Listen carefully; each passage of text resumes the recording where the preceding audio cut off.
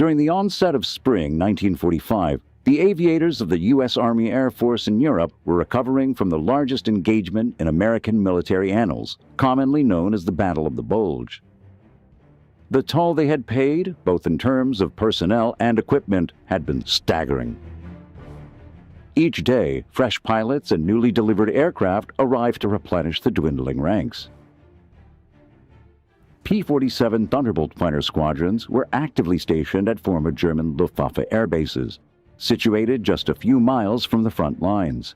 Their revised objective was to offer aerial assistance for the Army's onward push into Germany. Ranked among the swiftest and most potent fighter aircraft globally, the Thunderbolts achieved velocities of nearly 600 miles an hour during steep descents. Their pilots were some of the best. 7 out of the top 10 American fighter aces in Europe flew Thunderbolts. Flying without pressure suits, only strong, young men could withstand the forces of gravity built up after a steep dive. They were all tough, well-trained, and their morale was high. In March 1945, Arthur Davis was a replacement pilot assigned to the 362nd Fighter Group based in eastern France near the German border. They were all about the same age I was, in my early 20s. 23, 24, something like that. And there were very few, a couple guys that were almost 30, and we call them grandfather, that sort of thing. But there were fellows younger than I was. The morale was high. As a matter of fact, I was a little surprised because they have always experienced several casualties over a period of time. And I was a replacement for someone who had been killed in action. And I was expecting something other than that, but the morale was very high. A fighter group consisted of 3 squadrons, each containing 16 planes and 25 pilots. Sustaining a Thunderbolt fighter group consisting of 48 planes necessitated extensive resources, including lengthy supply routes, a contingent of 75 pilots, 1,200 ground crew members, meteorologists, operational officers, radio and radar operators, anti-aircraft gunners, fuel and distribution networks, as well as high-skilled engineers for runway construction and maintenance. Each plane in the group needed a crew of 25 men just to keep flying. And work went on around the clock. During its era, the P-47 Thunderbolt held the distinction of being the largest, weightiest, and most formidable single-engine fighter aircraft ever constructed. Its pilots regarded it as nearly as robust as a tank and remarkably challenging to bring down. With its 2,400 horsepower engine, it weighed almost 8 tons fully loaded. Every plane carried a film camera in the wing, timed to operate automatically with the gun trigger. Numerous frontline fighter aircraft were engaged in as many as 3 missions daily, necessitating meticulous coordination among every individual within the group to maintain these planes airborne. The confidence of the pilots and their ground crew was essential. Any overlooked detail could cost them their lives. 23-year-old Ken Bullock flew 46 combat missions in Thunderbolts during the last months of the war. You know, there were supposed to be some rules about fraternizing with the enlisted men and all that stuff. That went out the window the minute we joined the squadron. We were all in there together. It didn't matter if you were a private or a colonel. You were all on the same team. You knew each other. I mean, you showed respect, don't get me wrong, but the people really worked together. You talk about cooperation and communication. It was there. And I am so proud to be a part of that. We liberated a supply dump or something full of Mercedes convertibles. And it turned out that almost every pilot in the 377th had his own convertible. As of March 1945, the role of the P-47s had shifted from providing bomber escort to delivering immediate air support for the progressing ground forces and armored units. Flying attacks from as low as 50 feet were costing many pilots lives. A new man joining a Thunderbolt group at this time in the war had been a life expectancy of just 2 missions. With more than 100 combat missions behind them, some squadron commanding officers had reached the rank of major, many by the age of just 24. In the aerial clash above Germany, they would guide their comrades into the cockpits and down the runway. Nearly 50% of these filmed pilots, encompassing both seasoned veterans and recent replacements, would become casualties a mere 10 weeks later as the war drew to a close. The coming battle would take place over one of the greatest natural defense obstacles in Europe, the Rhine River. No foreign army had crossed the Rhine into Germany in 150 years. The battle would last for 3 weeks.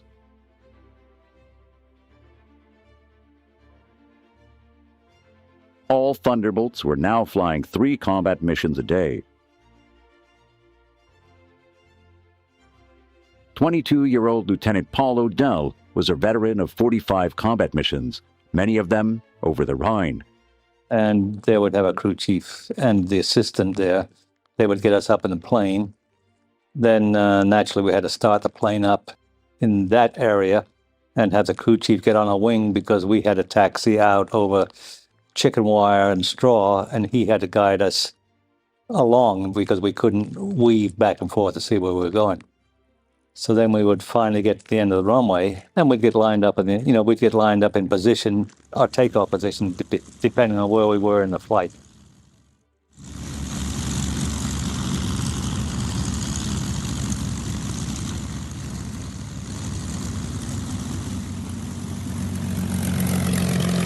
Well, when you're on the flight line, ready to take off, I mean, some things go through your mind.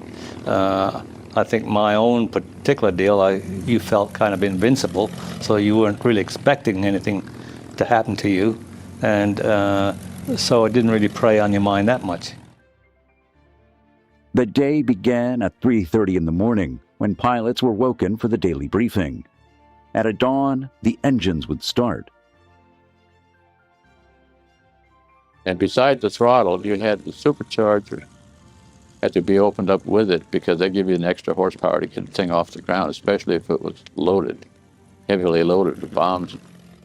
Main thought was to keep the plane straight going down the runway and get in the air and go do your job and come back. You didn't think about being killed. Takeoff is a marvelous feeling because you have full control of an over 2,000 horsepower engine. And when you put that throttle to the firewall, we call it, all the way forward, you've got all the power you need to take off. And it thrusts you back in your seat hard against the trackpad in the back.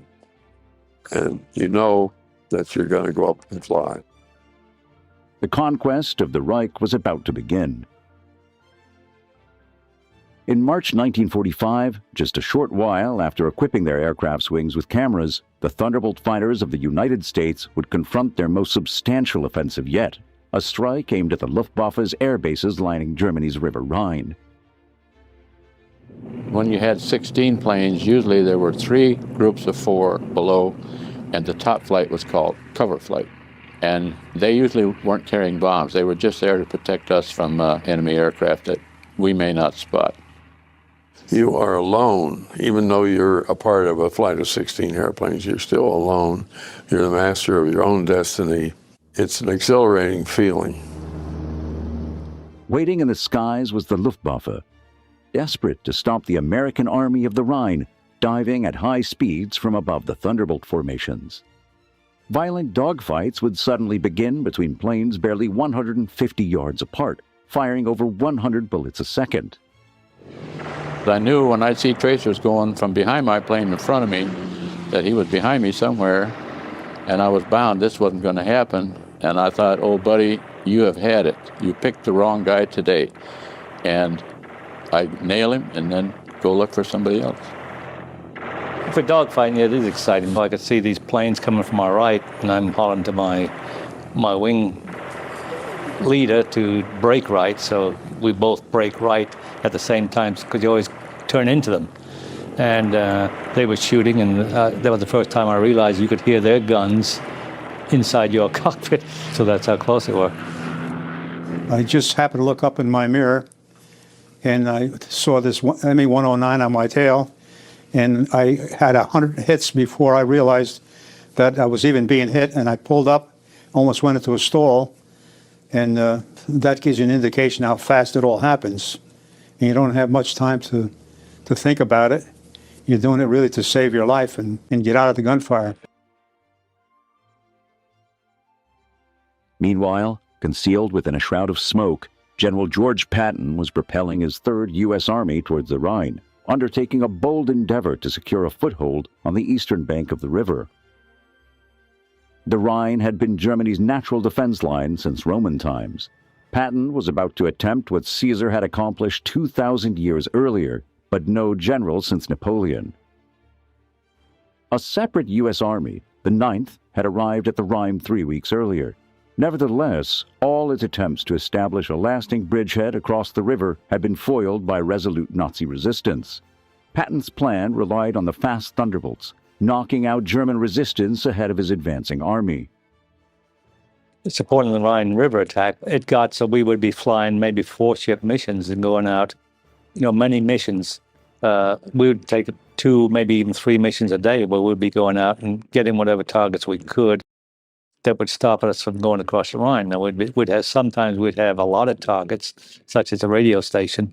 Other times we would be going to the front line support controllers and attacking targets for them.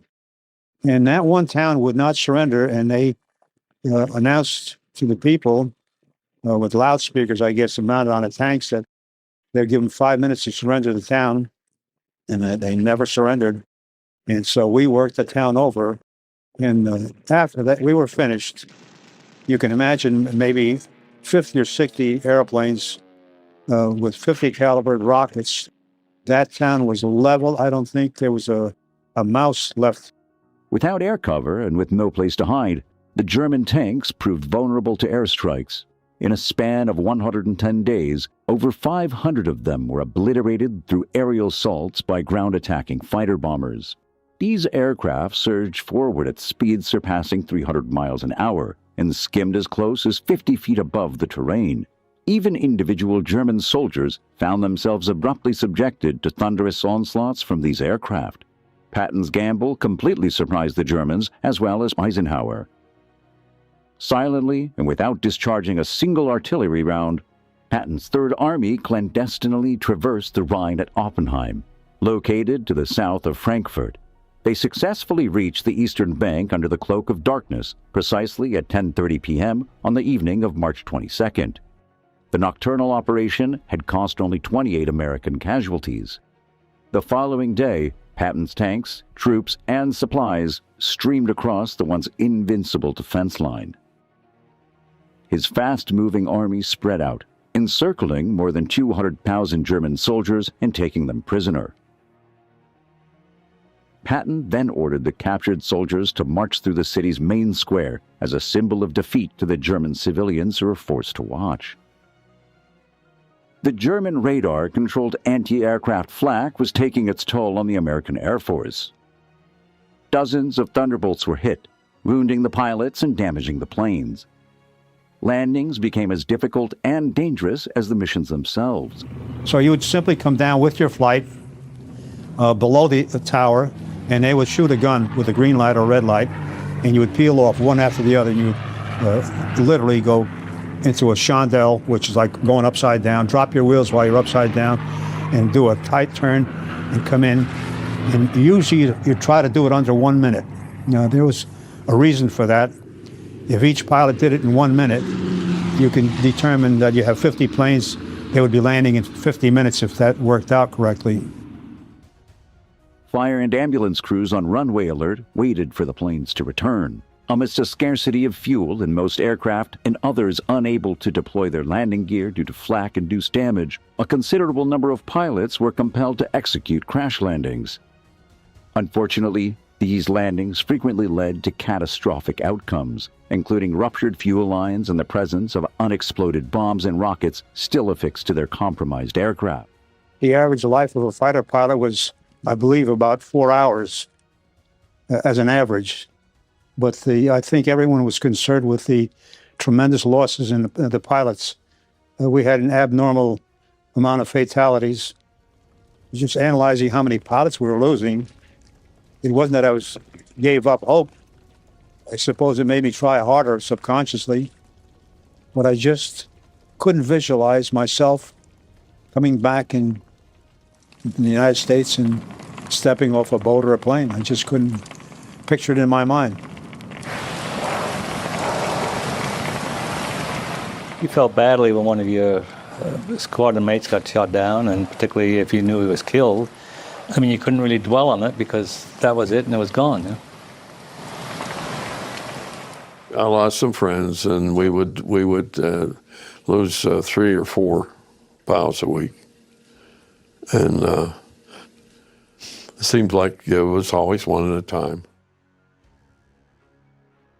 At the time, the air battle over the Rhine was the largest operation of the Second World War. On one day alone, March the 24th, Allied pilots flew 12,000 combat missions, more than were flown on D-Day 10 months before. We sent 8 out, and 1 came back. That was a bad morning.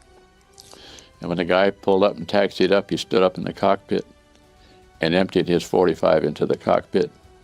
He never flew again. They took him to the hospital. The quiet period we had before takeoff on a mission was something that was designed by some flight surgeon somewhere, but it was a very important thing. It was approximately 5 minutes long, and it enabled each and every one of us already strapped into our fighter plane to re-sift and rehash our thinking and calm ourselves down to get ready for the task at hand. The first time I did it, I thought it was rather foolish. Let's get up and go. That was my attitude. Then after experiencing this quiet time once or twice, I realized how important it was. My whole attitude changed in that 5 minutes. And I imagined that it leaked over into the flight crews, the mechanics, the armorers, the other people, and they felt the same thing. It was sort of a feeling of peace almost that came across. The times that you really didn't feel like you wanted to go on a mission, I suppose, is when they would announce at the briefing that we're going to hit an airdrome today. And a lot of pilots would just back out. They'd say they suddenly would be sick or something. Not many, but the pilots that went through an awful lot, and you knew you were going to get hit. It's just not a guess, an assumption. It was an assumption. You were going to get hit, but how severe, you don't know. April the 16th would be the darkest day in the German Luftwaffe's history, when they were attacked by the Thunderbolts and their Allied forces.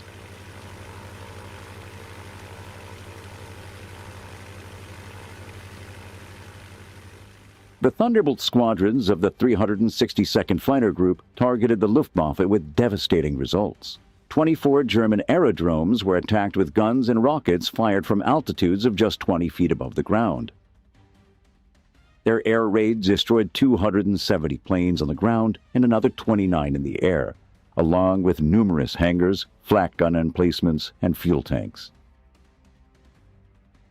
After more than 3 years of war, which had cost thousands of fighter pilots their lives, the P-47 pilots of the 362nd would show no mercy. On April the 16th, the combined British and U.S. Air Forces mounted one of the largest attacks on the Luftwaffe. 6,000 Allied airplanes targeted 40 aerodromes inside Germany. 2,000 fighter planes would take part in the attack. Their mission was to destroy the Luftwaffe once and for all. But German air bases were heavily defended by radar-controlled anti-aircraft flak guns. Many pilots and their planes would not return from this mission. Those that did carried with them the record taken by the mounted cameras.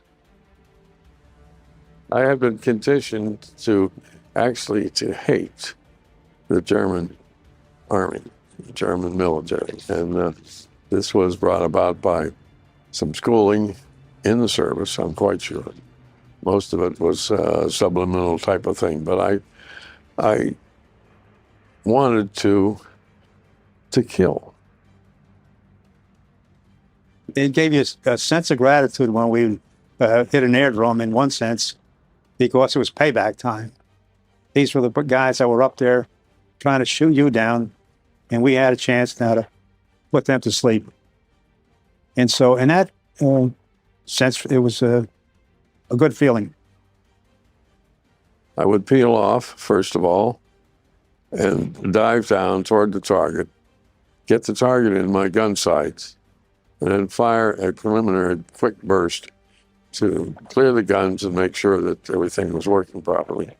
Then when I got close enough, and I used to go as close as I thought I could, and they said they gave a distance of several yards, but I tried to close a little closer because I realized that although we had 1,800 rounds of ammunition, it went very quickly, and I might need it for something else.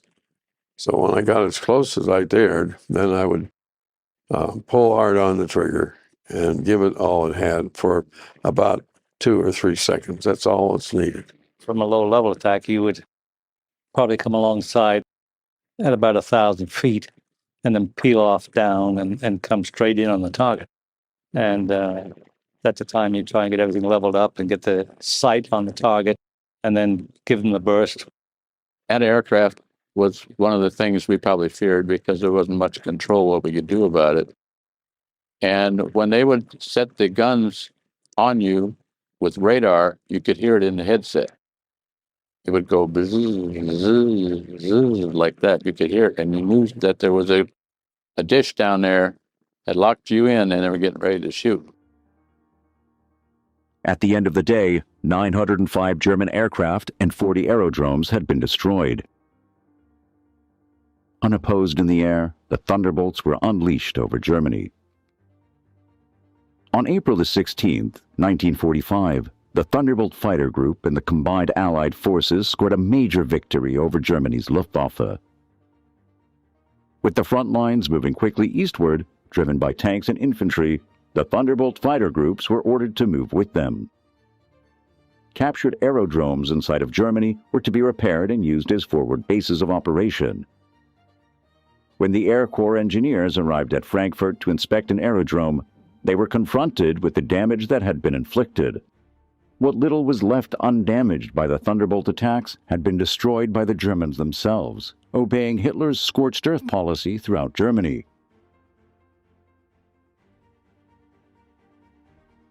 The Fuhrer had vowed that if Allies did overrun the fatherland, they would inherit a wasteland.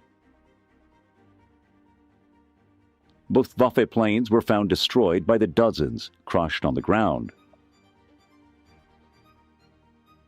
Hangars, barracks, and supply quarters were still burning from recent air raids. The once powerful German Luftwaffe, which had struck terror into the hearts of the people all over Europe for 6 years, was now a smoldering hulk of its former invincibility. Starved of fuel and spare parts, its famous fighter aces captured or dead. In 6 years of war, more than 94,000 Luftwaffe planes had been lost, and with them, over 138,000 airmen. Runways and hangars were quickly repaired. The 362nd Fighter Group moved to their new forward airbase at Frankfurt, their fourth in 10 months. From here, the Thunderbolts would rampage over Germany for the next 18 days, attacking anything that moved. The final humiliating misery of Germany was about to begin. There wasn't exactly a fear of not coming back. We realized it was the possibility, definitely was there. But your job was to get the target we were assigned and be sure that your wingman, or if you were the wingman or the element leader or flight leader, took care of each other and to be sure you got back. That was our mission. Destroy the target and get back.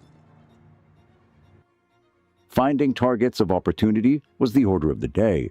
Skimming the terrain at low altitudes above urban areas and rural landscapes, Thunderbolt pilots would execute sudden dives onto unsuspecting targets. They would release a barrage from their 8 50 caliber machine guns, bombs, and rockets. For the German army, there remained no refuge, as there was no safe haven from this relentless assault.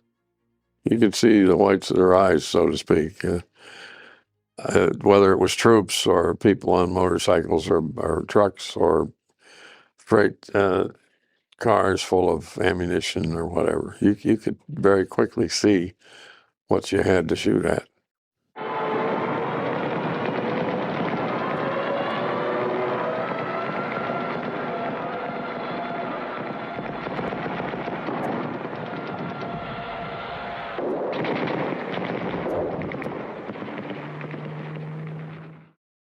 So anytime we saw a train, first guy down got to shoot the engine, the locomotive. You could tell if you got a good hit because all the steam would come up from it and the train would stop. Then you would pick at it car to car. Everyone would take turns until you just about set the whole train on fire.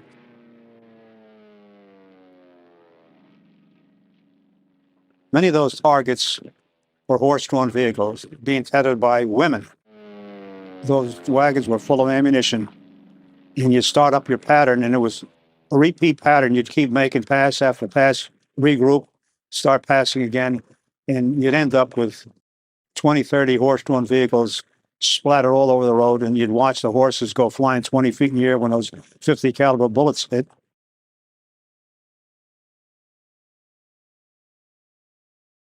It was just awesome, the power behind those bullets, and the roads would be actually red with blood.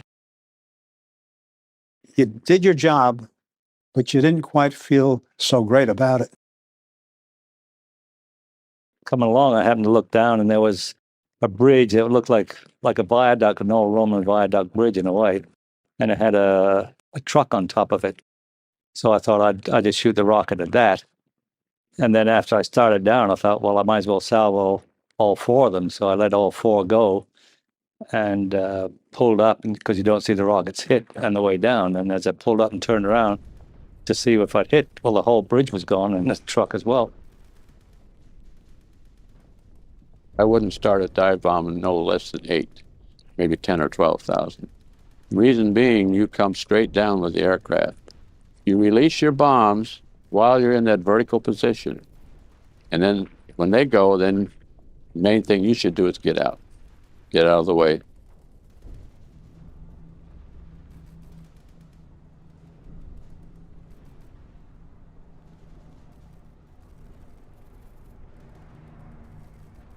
The tanks were very tough. The Tiger tanks they had were really good, and they all carried, or most of them carried, a fuel tank behind them in a trailer. So what we would do is not worry about the tank. We'd hit the trailer and set it on fire. And if it came loose or whatever, then we would shoot the bullets right underneath the tank, and they'd bounce up from the ground or whatever row they were on or whatever up into inside the tank, because they weren't armor plated underneath, but they were on top and on the sides. So we still found a way to get in. We used napalm several times, and it was very effective. One of the places where we could use napalm to full efficiency was dropping a load of napalm on top of a Panzer tank. If the hatch was open, of course, you can imagine what would happen. If the hatch was closed, the napalm would spread all over and immediately catch fire, and it would be like having meat in an oven. They would be roasted inside.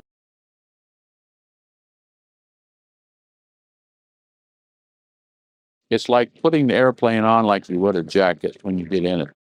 You wear the airplane and you become part of it, and you're pushing of the rudder and the throttle and the stick. It's all automatic, just like when you walk. You just one leg ahead of the other one. You don't say, I'm going to push this, I'm going to do that. You just do it. Yeah, we had many times where pilots were missing. That would be the time that you would dread the most, when you'd get back into echelon for landing and there'd be 1 plane or 2 planes missing. It just stayed with you for quite a while. I never thought I'd return back home alive as a pilot. It just never occurred to me that I would. In fact, I had premonition that I would never come back. Didn't think I'd make it.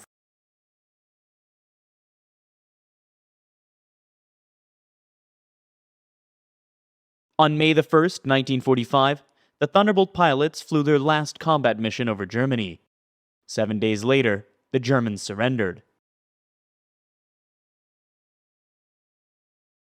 VE Day was a big relief, you know. And then you knew that you had a really good chance to get home. The problem was during combat, every night when you go to bed, the prayer I would say is, just let me make it through tomorrow so I can thank you for that day tonight, because it was a one day at a time thing. And when we knew that it was over, it was a big relief. Of course, then we had another question right away: will I be transferred to the Pacific? And some guys were, and some weren't. As jubilant celebrations echoed throughout the streets of Paris, London, and New York, the Thunderbolt pilots who remained in Germany assumed a solemn and contemplative demeanor. They marveled at their survival, yet were profoundly affected by the pervasive death, devastation, and suffering in the midst.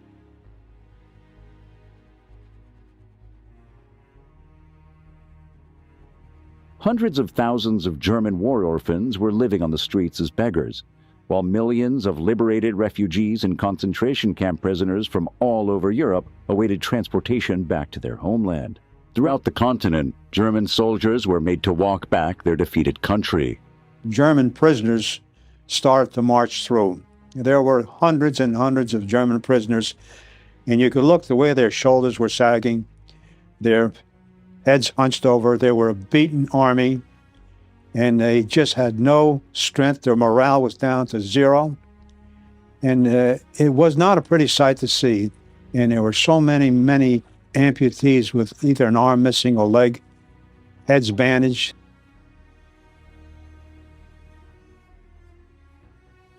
Throughout the war, a fighter pilot never saw the face of his enemy, only the face of the country. The end of the war finally brought them properly face to face, to see for the first time the people they had fought and the damage they had inflicted.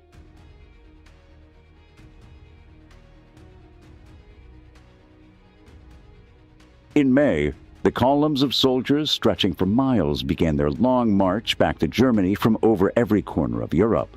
6 million soldiers walked down many of the same roads and through many of the same towns they had conquered 5 years before, but this time not as the victors.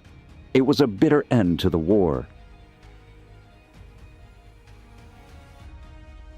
The death toll in the Second World War was higher than in any war of recorded history, an estimated 55 million. The European war that ended on May the 8th, 1945, had been a total war on land, at sea, and in the air, fought by the armies, navies, and air forces of over 20 countries, waged mercilessly on civilians. For all the battles fought during these terrible war years, more civilians died in the conflict than soldiers. The defeated Germany these soldiers returned to was in ruins. Not one family had emerged unscathed.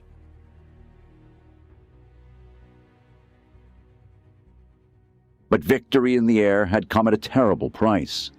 18,000 U.S. fighter planes and bombers were shot down over Europe, taking the lives of 80,000 pilots and crew.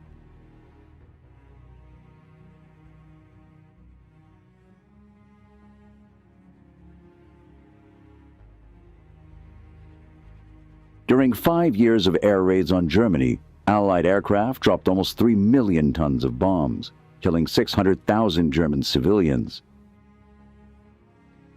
5 million houses were destroyed, leaving 20 million people homeless.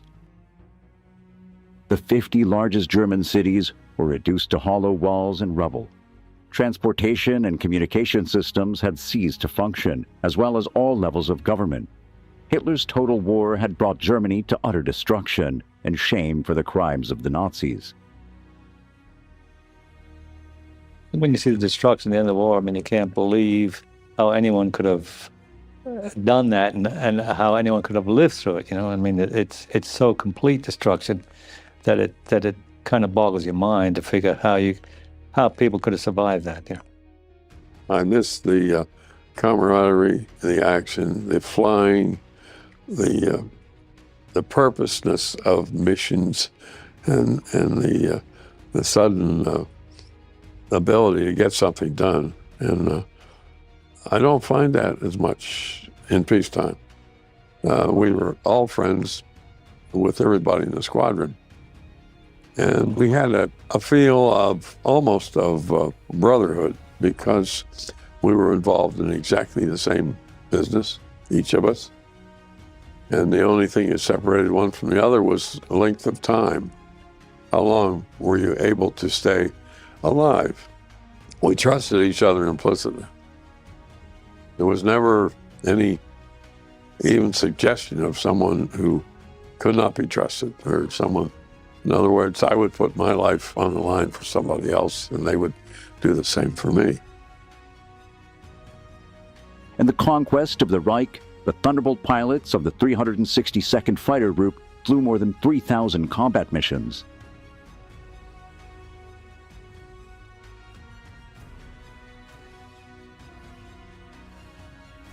For their bravery, the group was awarded a Presidential Unit Citation. But half of their pilots had been killed, captured, or wounded, and 48 Thunderbolts have been destroyed. The remaining planes were scrapped in the following months, with only a handful surviving to this day across the world.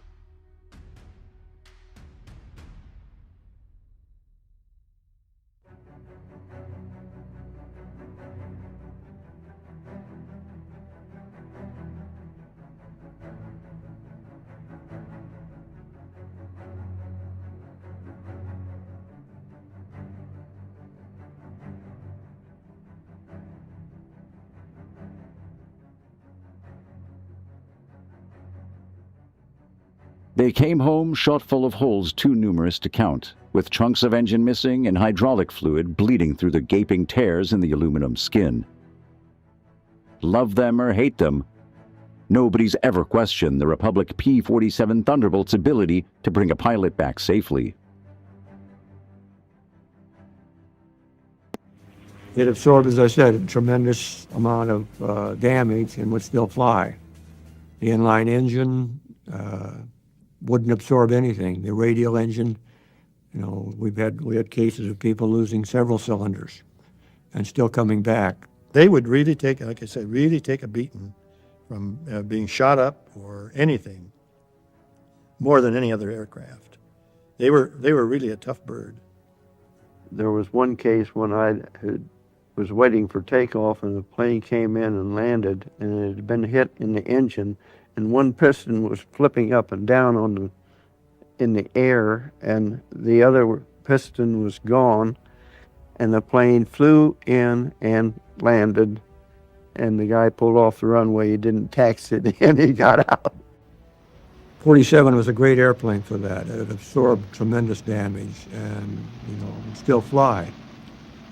The group commander took it through a tree. Literally, the aircraft went through, the tree was the loser, and the wings didn't come off, but, you know, he just forgot what he was flying and what altitude he was at and went through a pretty large tree. Lots of damage, structural damage on the wings, but the aircraft came home. I don't think that, I know a 51 wouldn't have done it. I don't think a 40 or I don't think a 38 would have done it. So it was that kind of an aircraft. I had dropped my bomb, done my job. I headed home. I get back and I land, and people are running alongside the aircraft pointing at it as I taxied. And I lean out and look, and the whole side is covered with oil. And when I got out, I got a hole a foot big in the engine and 2 cylinders missing. But it ran fine. For 2 critical years, the P-47 Thunderbolt served as the backbone of the U.S. Army Air Force's fighter force, battling on every front in every conceivable climate and terrain. The P-47 played a major role in the defeat of the Luftwaffe in the skies over Europe. Yet since the end of World War II, the P-47 has been overshadowed by the fame and glamour of the Lockheed P-38 and North American P-51 Mustang.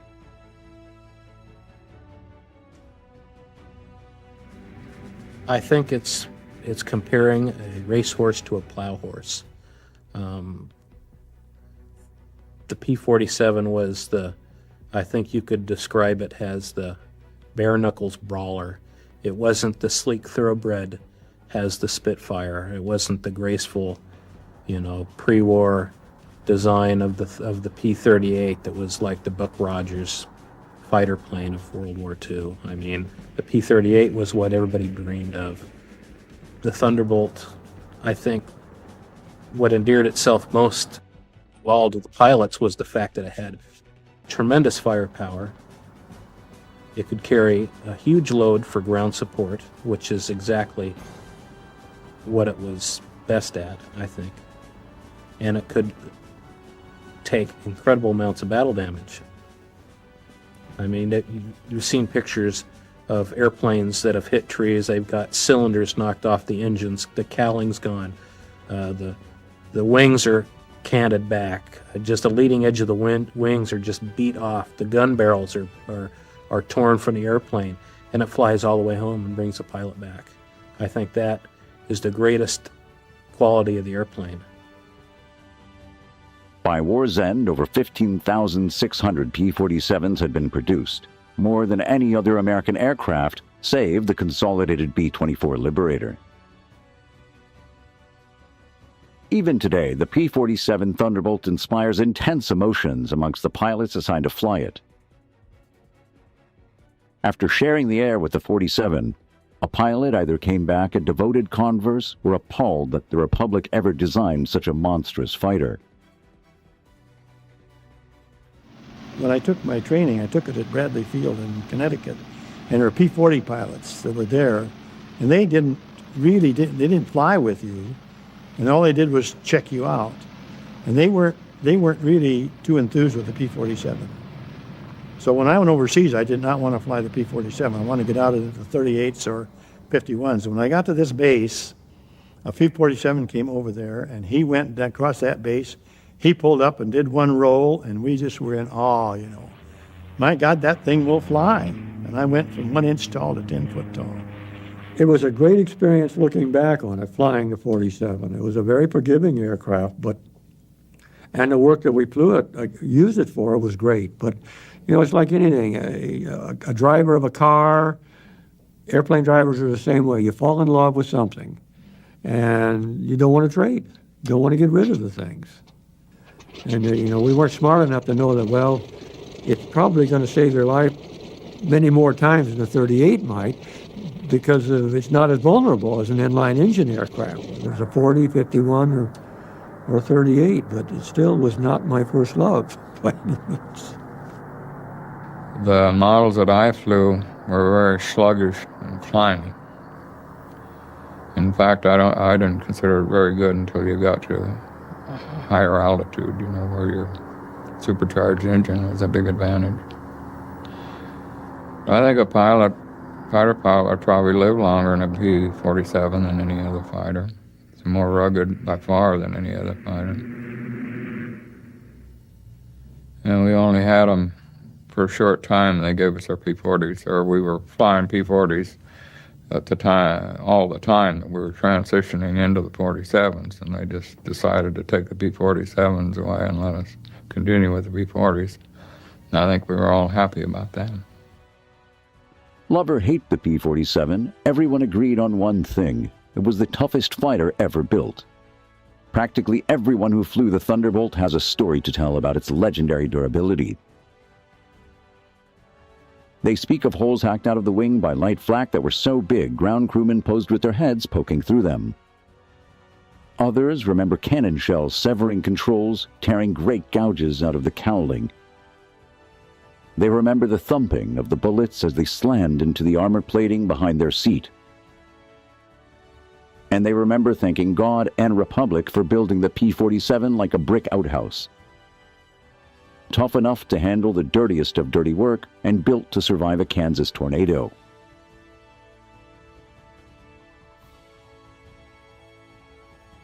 The P-47 owes its genesis to a Russian emigre turned aircraft designer named Alexander Dziworsky. He had come to the United States between the wars and had started his own aircraft company in the 1930s. He was a Russian immigrant who flew during World War I and was a great proponent of pursuit aviation.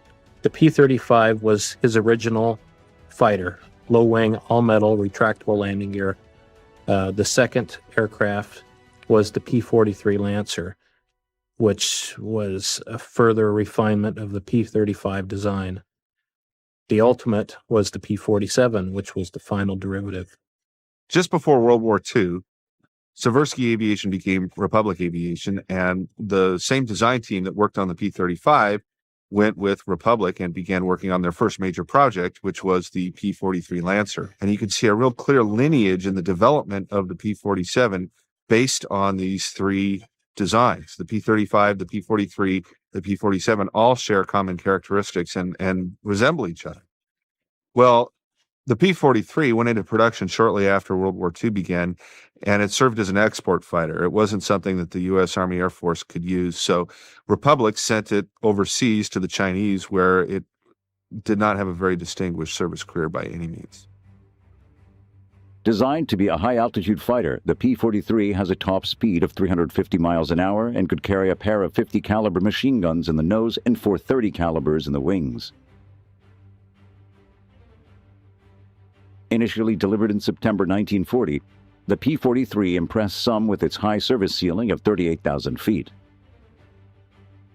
Nonetheless, the Lancer proved inferior to most fighters of the day, and the Army Air Corps used them only for tactical reconnaissance training in the United States.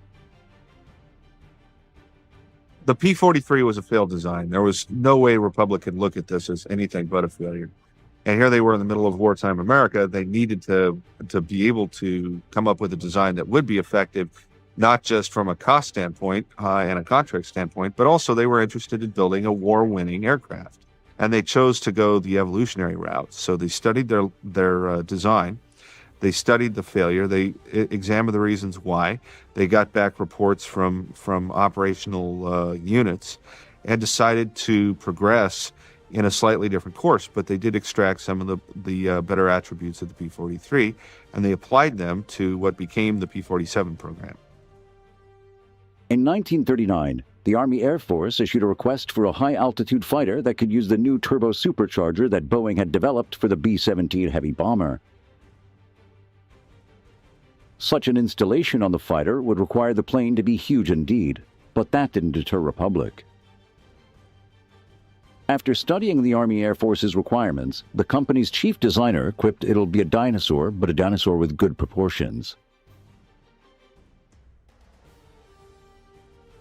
Because of the Army's specifications on this new fighter, Republic chose to design the P-47 around two main features. The first was a brand new engine called the Pratt & Whitney R2800, which was an 18-cylinder radial engine. It was just monstrous, and it provided 2,000 horsepower, which was far more than most any other engine of its day. So it was a very revolutionary engine. The other thing that they needed to design around was the fact that the turbo supercharger took up a lot of space. So the reason why the fuselage for the P-47 is so deep is because of the fact that the engine was so enormous to begin with, and the ductwork and all the accoutrements for the turbo supercharger required a massive amount of space. Dubbed the XP-47B, the new fighter possessed enormous gait. As it sat on its wide, long landing gear, it remained some of a giant milk jug on wheels. As a result, throughout the war, pilots and ground crew rarely referred to the P-47 as anything other than the jug.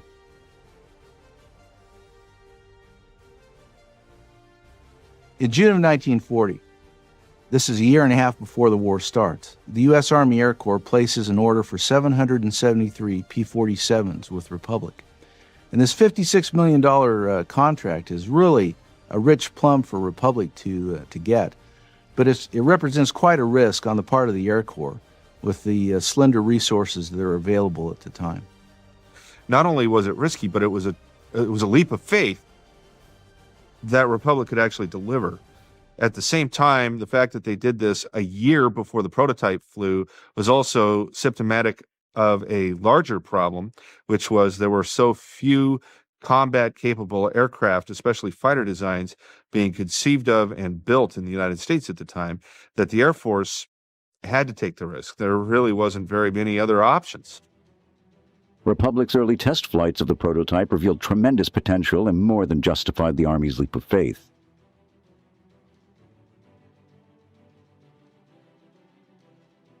Though it weighed over 5 tons, the P-47 could reach speeds over 400 miles an hour. In fact, at altitude, it was the fastest fighter ever built for the Army Air Force up to that time. Tests also show that the P-47 was an excellent formation aircraft. The 47, when you pulled the power on it, that huge nose out there was like running into a haystack. Suddenly you quit. It was easy to fly formation because 38, you'd come in and overrun everybody. It's the first thing that we all learned when we had inline engine. You want to slow down early and sneak up on your flight leader. But on the 47, it was a beautiful airplane for flying close, very close. We trapped our flight leader one time. 2 of us coming up the Irrawaddy River ran into the overlapping wings. And he would go like this, but you wouldn't dare do that in an aircraft that wouldn't stop or start as quickly as a 47. In close formation, you're leading on, 3 guys are flying on another guy. They're not taking their eyes off of it. And they're flying on him all the time. They're looking at him all the time, especially you get into clouds. If you fly in the clouds, you've got to be in tight formation, otherwise you can run into one another. And you have a mission. We had a mission one time, I think it was a 5-hour mission. We were probably 4 hours in the clouds. And 2 flights finished the mission. The guy was leading the group and my flight. The rest of them went home, got in trouble, went home. The first production Thunderbolts rolled off Republic's assembly lines in early 1942. That spring, the Army Air Force decided that the 56 Fighter Group would be the inaugural P-47 outfit in the service. It was a historic decision that laid the foundation for one of the greatest legacies in Air Force history.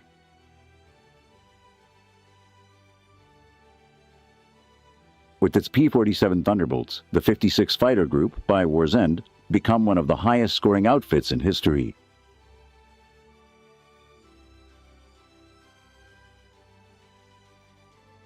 With dozens of aces in its ranks, the 56 became better known as the Wolf Pack.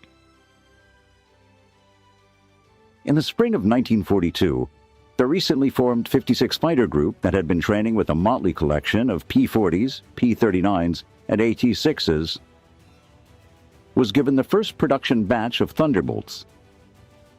Known as Zemke's Wolfpack, after the commander's hub Zemke, the 56 Fighter Group would fly P-47s for 3 years straight, while building up a combat history that has become legendary since the war. Hub Zemke was one of those rare pilots who possessed a very interesting blend of talents. One of the things that he is remembered for is his uncanny marksmanship. He was a great shot. He was also a great aviator. He was a tremendous pilot, had phenomenal talent there. But what really makes him stand out and gives him kind of a uniqueness not found in other aces is the fact that he was a great leader of men as well. He could inspire and lead like few men of World War II. And because of that, and plus his other talents in the air, those combined really made him one of the great combat air leaders of World War II. 56 had most of the aces most of the time. And 56 wound up with the highest air-to-air victories of any group over in the 8th Air Force, and I think any group in the war. And they were second for total aircraft destroyed, but they were first in air-to-air combat. I was assigned to the 63rd Squadron, which was Comstock Squadron. In fact, there was 4 of us got there. There's 4 or 5, and we all finished our tours. And none of us were shot down. I bailed out once, and the other kids may have gotten wounded, but no, we all finished our tours. And that was really pretty good. In 1942, while still training in the States, the Wolfpack received the first P-47s. The unit's pilots soon discovered the new plane could be a handful. With some dangerous characteristics, the Thunderbolt could kill unsuspecting or inexperienced pilots with frightening frequency. You got going real fast and you approached the speed of sound, the plane started tucking. What do you do when it tucks straight down? And of course, the minute you start feeling that you pull the power off. And usually by the time you've changed the air a little bit, it'll start coming out and you're all right. I don't know of anyone, there were a couple cases where people did not get the power off fast enough and they went right straight into the ground. The 56 Fighter Group suffered many accidents in the course of working up with the P-47 in 1942. The reason for these accidents are pretty varied, but basically the bottom line was this. The pilots who were flying this new airplane were used to T-6s and BT-13s, fairly benign aircraft, and the P-47 represented a new level of power and performance that they really were frankly ill-equipped to deal with. So it was a tricky plane to fly. By the time they went to Europe, they had lost over a dozen pilots in training, which represents about 10% of the group dying before they even got into combat. The pilots had learned that size didn't matter. The P-47 was simply huge, weighing in at over 13,500 pounds when loaded. With a wingspan of 40 feet and a length of 36 feet and sitting 15 feet off the ground, the P-47 towered over the splendidly legged P-39s and sleek P-40 as the 56 had been flying. The P-47 was probably what was the heaviest fighter that they built. It weighed 14,000 pounds loaded when you were going to take off in combat. Despite its size at high altitude, the men of the 56 discovered their new fighter could outperform every other American aircraft, Army, Air Force, or Navy of its day.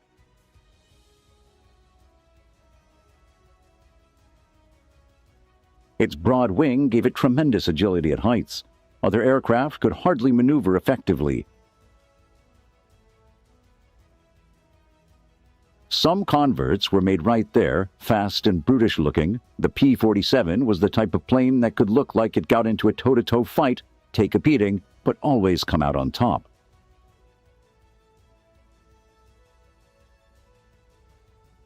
And it could dish out far deadlier punishment than any other World War II fighter with 850 caliber machine guns. The Thunderbolt's firepower was truly awesome. I strafed trains one day and tipped a boxcar over on its side. Not exploded, just tipped it over from the impact. So tremendous firepower on those 850. Preyton Gross, a 354th Fighter Group Mustang ace, recalls being the receiving end of a P-47 attack when he was mistaken for an ME-109. P-47s coming in had thought they had two 109, and so they picking me off. They shot my canopy off. It was gone. My plane did a snap roll, was involuntary. And so I was still alive, so I did a spin. I went into a spin. I did a recovery and pulled out, and here came the P-47s again, and I rocked my wing frantically, and this guy pulls up alongside of me and goes, "Oh!" and takes off and leaves me there. And I didn't know how badly my plane had been hit. The radio worked, the controls worked. I came back, and the plane had almost 100 holes in it. Some entry, some leaving, but it was like a sieve. With terrific firepower, excellent high-altitude performance, and an airframe built to withstand massive amounts of damage, the men of the 56 Fighter Group gradually grew to love their P-47 Thunderbolts. By the time the group deployed to New England to join the 8th Air Force in early 1943, its pilots were some of the fiercest P-47 advocates in the Army Air Force.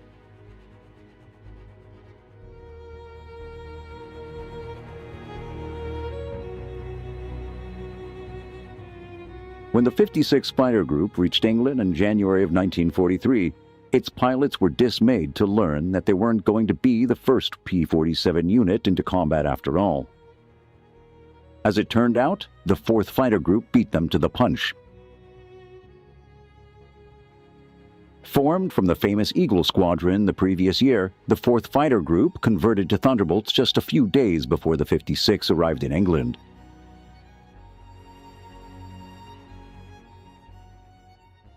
And here, the love-hate relationship that characterized a pilot's relationship with the P-47 began. The man of Don Blakesley's 4th Fighter Group had been used to light the nimble Spitfires. None of them wanted to part with their Spits, especially not for something as huge as ungainly as the Thunderbolt. As much as the 56th Fighter Group loved their P-47s, the 4th despised theirs. The first combat missions flown by the P-47s took place in the spring of 1943. The 8th Air Force had several Thunderbolt groups by then, and the units began flying sweeps over France to get acquainted with air combat. These early P-47 operations in the fighter sweeps over France were plagued by several difficulties. First of all, this was a new aircraft. It had its fair share of mechanical problems that had to be worked out. Secondly, the American pilots were simply green and inexperienced at this point in the war. And lastly, and probably most significantly, they were up against some of the best German fighter pilots at the time, and therefore some of the best in the world. And they were flying FW-190As and Messerschmitt 109Gs, some of the best fighter aircraft in the world at the time. Then, on April 15th, Tax Day, Uncle Sam finally received payback for all the money invested in the P-47. A squadron from the 4th Fighter Group, while on patrol over France, caught 2 FW-190s in the air and shot them both down. Those would be the only victories the Thunderbolt would have for quite some time. In the first 2 months of combat operations, the 3 P-47 groups flew 2,279 sorties, resulting in 10 German planes claimed as destroyed. In return, 18 47s had been lost. Both the enemy fire and catastrophic engine failure, and the 56, which had been the biggest supporter of the Thunderbolt, had yet to get its first victory.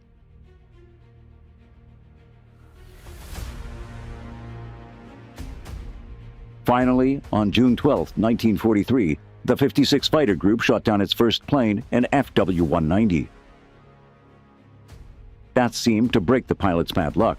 From then on, the 13th pilots from the 56 surprised the formation of FW-190s and blasted 3 of them from the sky without a loss. From then on, the 56 went on a rampage, more than earning the nickname the Wolf Pack. I had a 109, got a 109, I think, in December. We'd chased him from altitude on down, and we were really moving going down.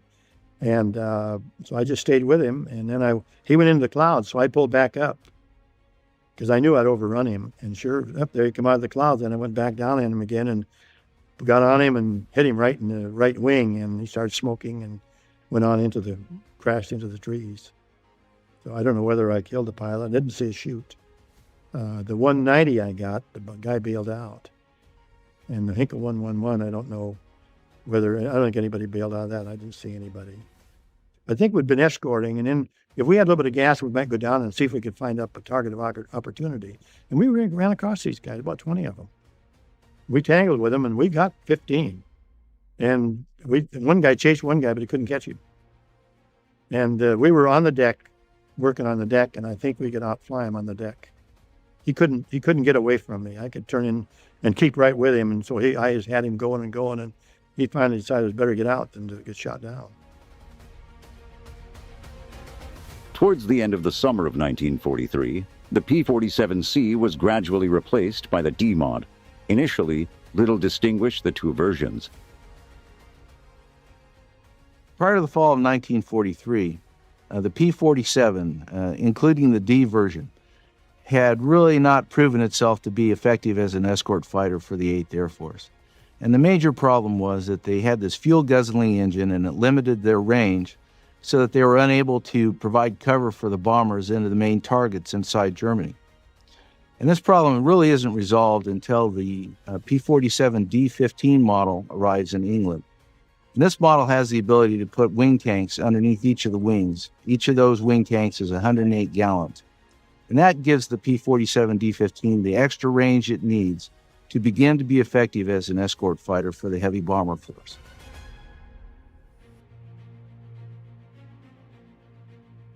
The Thunderbolt now had almost twice the amount of fuel of earlier versions. P-47s soon appeared over Germany within 150 miles of Berlin, wreaking havoc wherever they went. By the spring of 1944, the Thunderbolt had come into its own as a high-altitude escort fighter. Yet just as it reached its zenith, it was eclipsed by the longer-legged P-51 Mustang.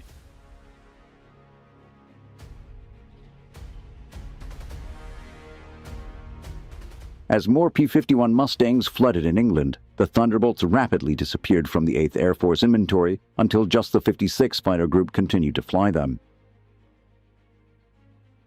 The 56 refused to change over. They loved their 47s, especially after the new wide-bladed propellers arrived that greatly enhanced the plane's climb rate and acceleration. Also, by this point, Republic started to produce a lightweight, more powerful version of the P-47 that only the 56 Fighter Group used in combat. Designated the P-47M, it was the ultimate Thunderbolt. There's about 150 of them made, and they all came to the 56 Fighter Group, except maybe a couple generals got. Actually, it was the best propeller plane that was actually in the war. And I think it was clocked at the fast, I think about 470 or 480. I think the 351 is about 460. It was supposed to be and we were the fastest, actually it was the fastest plane that they had. The P-47M also came with a dramatically increased range, thanks to the advent of larger capacity external fuel tanks. This was the ultimate version of the Thunderbolt in Europe, and was finally able to stay with the bombers all the way through Berlin and back. You just cruise back and forth. If you're top cover, you just kind of weave back and forth. Or if you were maybe at the target, you'd go over the target and you just kind of weave back and forth over the target until all the bombers left, and then you'd go back. Usually you'd either have duty of taking them in, you'd pick them up at a certain point, you'd take them to a certain point, then another group would relieve you.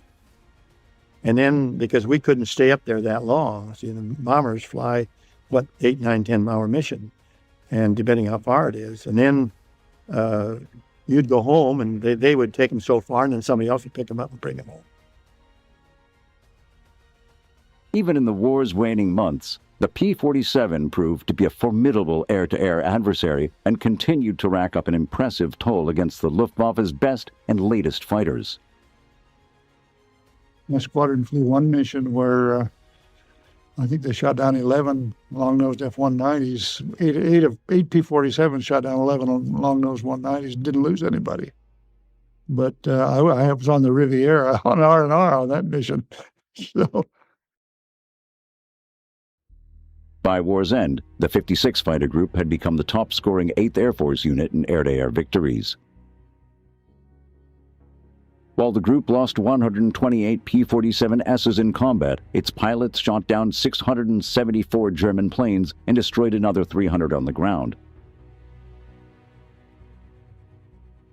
With almost 1,000 planes to its credit, the Wolf Pack had more than proven that when used right, the P-47 could be a terror to all its foes. Throughout 1944, as its long-range escort role diminished, the 9th Air Force adopted the P-47 for a new role: ground attack. Never designed for low-altitude work, pilots weren't sure how the Thunderbolt would function down on the treetops, shooting up German targets on the ground.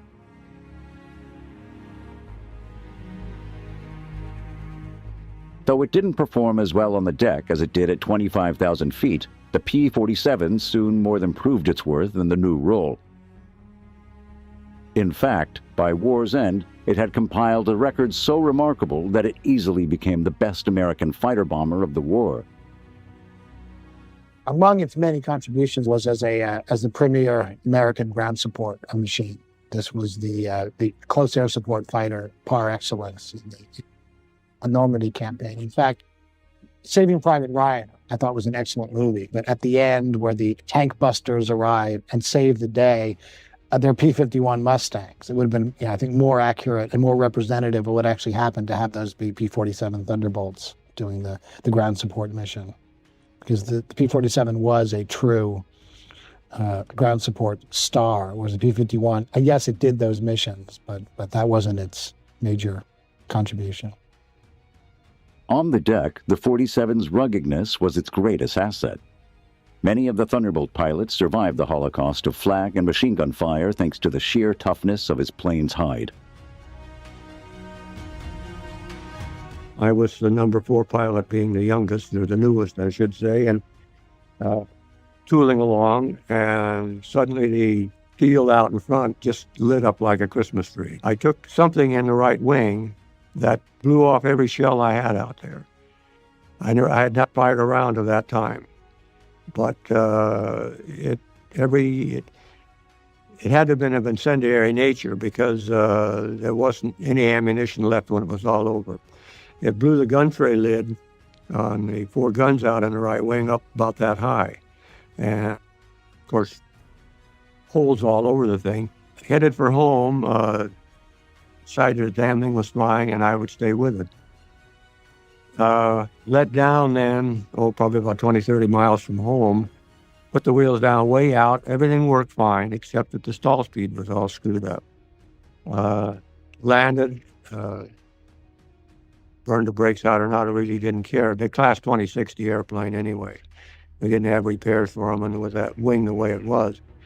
I guess I was forever thankful that the darn gear went down. But 1,800 rounds, and you could see visible flame in there from whatever hit it, set it off or set the ammunition off. And that was, be real proud, even though he didn't like the 47, having come from 38s, but it absorbed tremendous damage. As far as I was concerned, it was a testimony to the manufacturing talent of the Republic. The Thunderbolt's powerful engine could drag aloft a dizzying array of bombs and rockets, making it amazingly versatile in the fighter-bomber role. We had 2 500-pound bombs, and then normally we carried a fragmentation bomb on the belly, 260-pound frag bomb, which was an anti-personnel bomb. Carried a wide variety of bombs and what have you. We carried 2 500-pound bombs. We carried napalm. We carried 1,000-pound straight GPs. We carried 1,000-pound. They were in a shell similar to 50-gallon drum, just pure dynamite. They were concussion instruments because some of the areas that we were dive bombing in and against troops were steep enough that the concussion, the blast, would kill people. It just depended on what the particular ground support mission requested. As the P-47's role as an escort fighter was eclipsed by the P-51, so grew its role as a ground attack weapon. 9th Air Force P-47s played a tremendously important role from D-Day through to the end of the war, supporting the ground troops as they pushed forward into the right.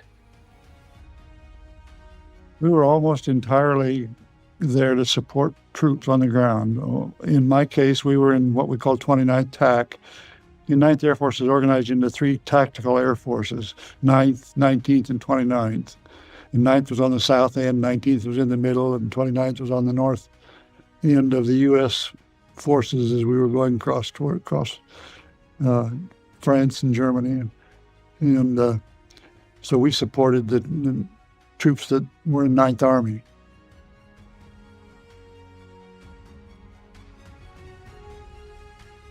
we would go out and they'd say armed reconnaissance. And what that meant essentially was if you see anything moving, go hit it. Because by that time in the war, the Germans, there were no civilian vehicles moving in Germany. They were all related to the military in some way. Even the horse-drawn and all that was usually carrying ammunition or food or something for the troops. And anything from a single staff car to a convoy of trucks would be a target if it was moving and we were there.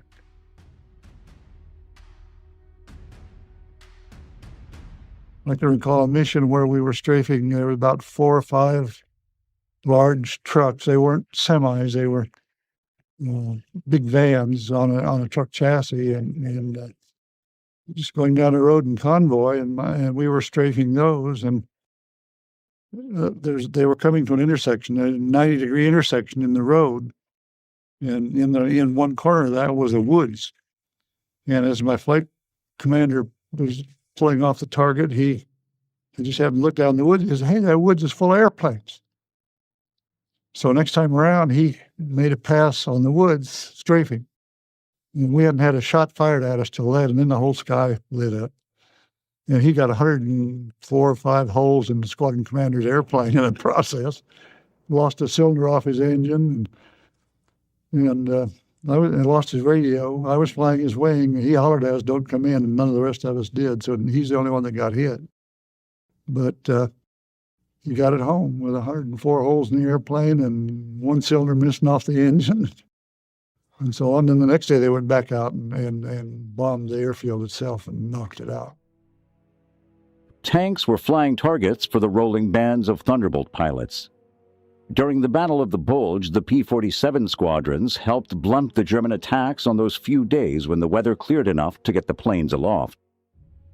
Target ended up being, I think it was 5, might have been 6 Tiger tanks that were parked in an open field with snow on the ground. So they were probably very visible, parked in an open field. And I think probably because of the fuel situation, the Germans had no fuel. They were out of fuel. And they had parked them there and lined them up and were using them as artillery. But those were our targets. And the guy, it's a kind of a story in my group, or in my squadron. I just saw the guy yesterday. Dropped a 500-pound bomb right down the open hatch of a Tiger tank. It just happened to go right in the hatch.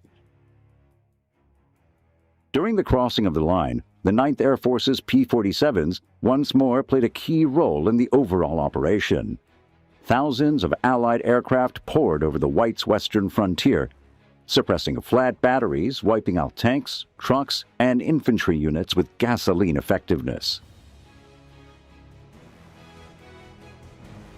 Yet the Germans, with all their proficiency, were able to strike back with desperate intensity. We went up there with bombs and guns and waited to be hollered at for a target, or something like that. We watched the paratroopers go in. The Germans actually, when the paratroopers went across, I don't know how high they were, but I would guess 5,000 or 6,000 feet. The Germans actually lowered the 88s, the anti-aircraft 88s, and fired so that the shells broke amongst the parachutes. After the guys were out of the airplane, their chutes were open. And it was pretty bad. You could just see that. And the gliders came in, they were getting hit too. But, and while we were doing that, waiting for a target to be called, we had a squadron of British Lancasters come overhead and open their bomb bay doors and start dropping bombs just almost through our formation. There was a lot going on that wasn't all coordinated as well as it could have been. Nobody got hit or hurt, so we were okay. By war's end, Thunderbolt units had destroyed more targets than any other British or American fighter bomber.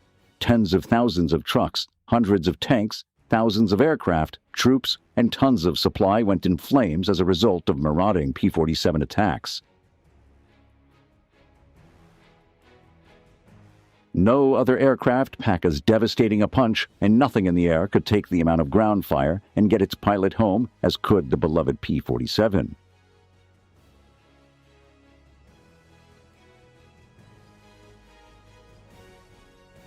When the world celebrated VE Day, the JUG pilots in the 8th, 12th, 15th, and 9th Air Forces could look back the fight on their accomplishments, knowing they played a significant role in defeating the Nazi war machine.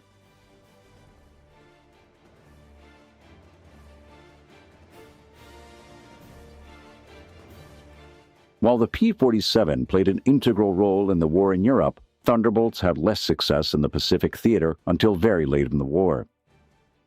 The major thing that stymied the 47's operational use against the Japanese was its massive fuel consumption.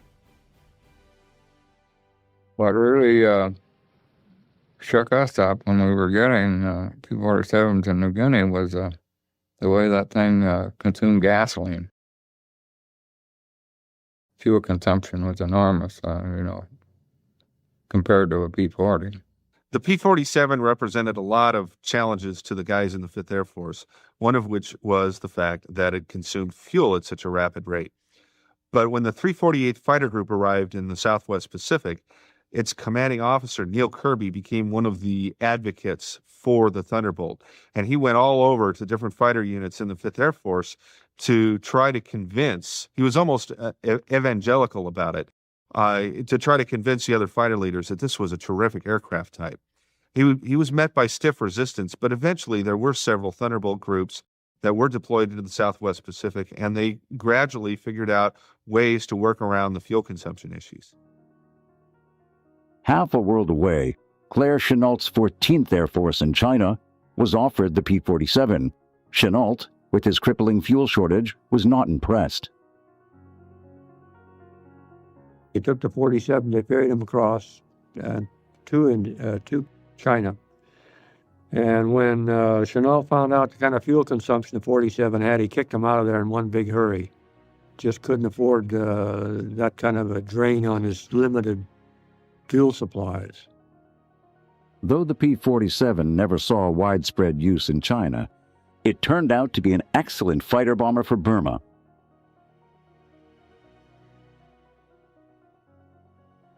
Here, as in many other theaters, the 47's ruggedness saved many lives.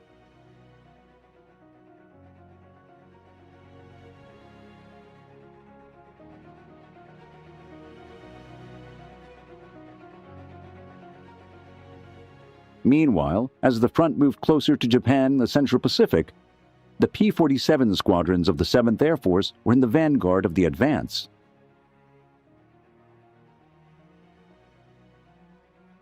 When the Marines and Army landed in the Marianas Island in June of 1944, the P-47s of the 318th Fighter Group were operating from the island within just a few days after the invasion of Saipan.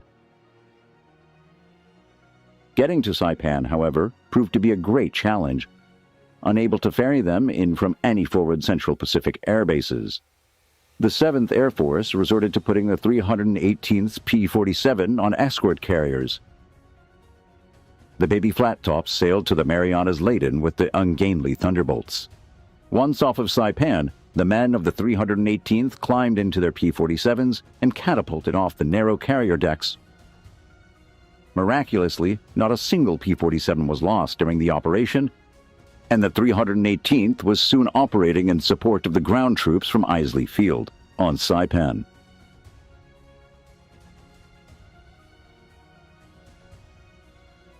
It was the only time in history where Thunderbolts were launched from aircraft carriers and had been a rousing success.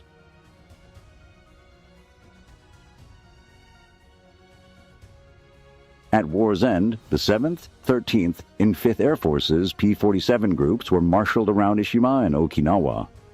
Preparation for the invasion of Japan flying ground attack, combat air patrol, and long-range escort engines right up to the Japanese surrender, the Pacific Thunderbolts were given a solid, if unspectacular, account of themselves. In one of the last and great Thunderbolt fights, the 318th Fighter Group managed to shoot down 34 kamikazes of Okinawa in the running 4-hour battle.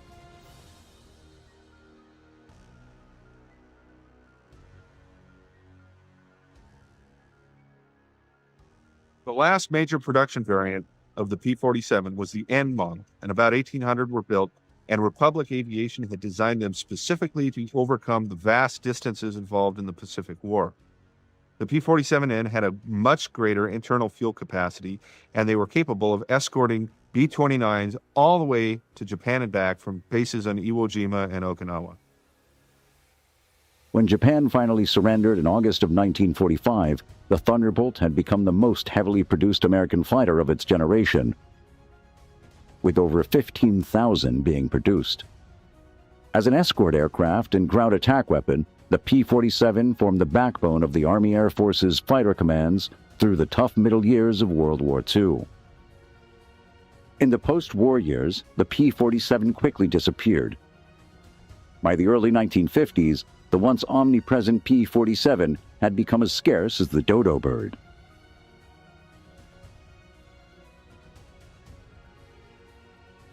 As the war faded into memory, the Thunderbolt and its accomplishments were steadily obscured by the P-51 Mustang. For 55 years, the P-47 has lived in the P-51's shadow. In reality, no other fighter contributed more to victory than the Thunderbolt. It did the dirty work, the trying ground attack and close air support missions that held no glory, but saved the lives of countless GIs in the process.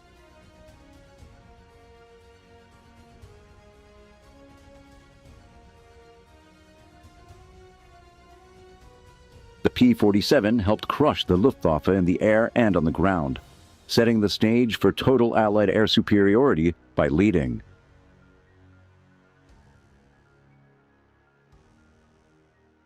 Workhorse. Loved by some, despised by others, the P-47 ranks as one of the greatest aerial weapons to have ever existed during World War II.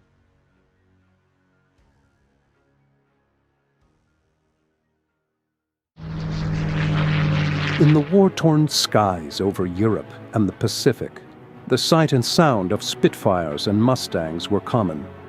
These and other lightweight yet deadly aircraft regularly dominated the enemy and claimed air superiority.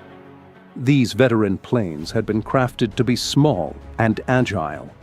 However, as the war continued, greater strength and resilience became essential.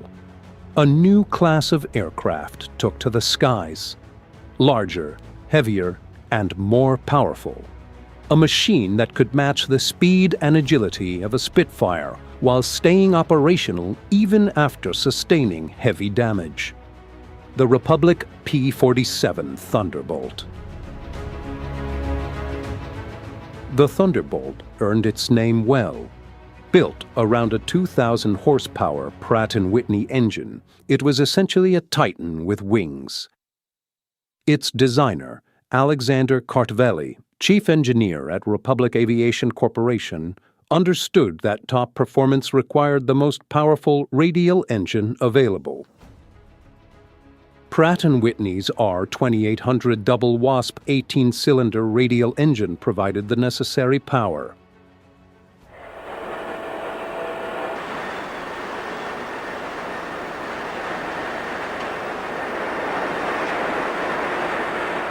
With power as a priority, Kartveli incorporated a turbo supercharger beneath the rear fuselage. The four-bladed propeller required a 12-foot, 2-inch diameter, which in turn demanded longer landing gear and guns mounted further outboard. The P-47 was the result of a lengthy evolution process that began with early Seversky designs in 1933. Seversky himself piloted a prototype in 1935, which eventually led to the P-45.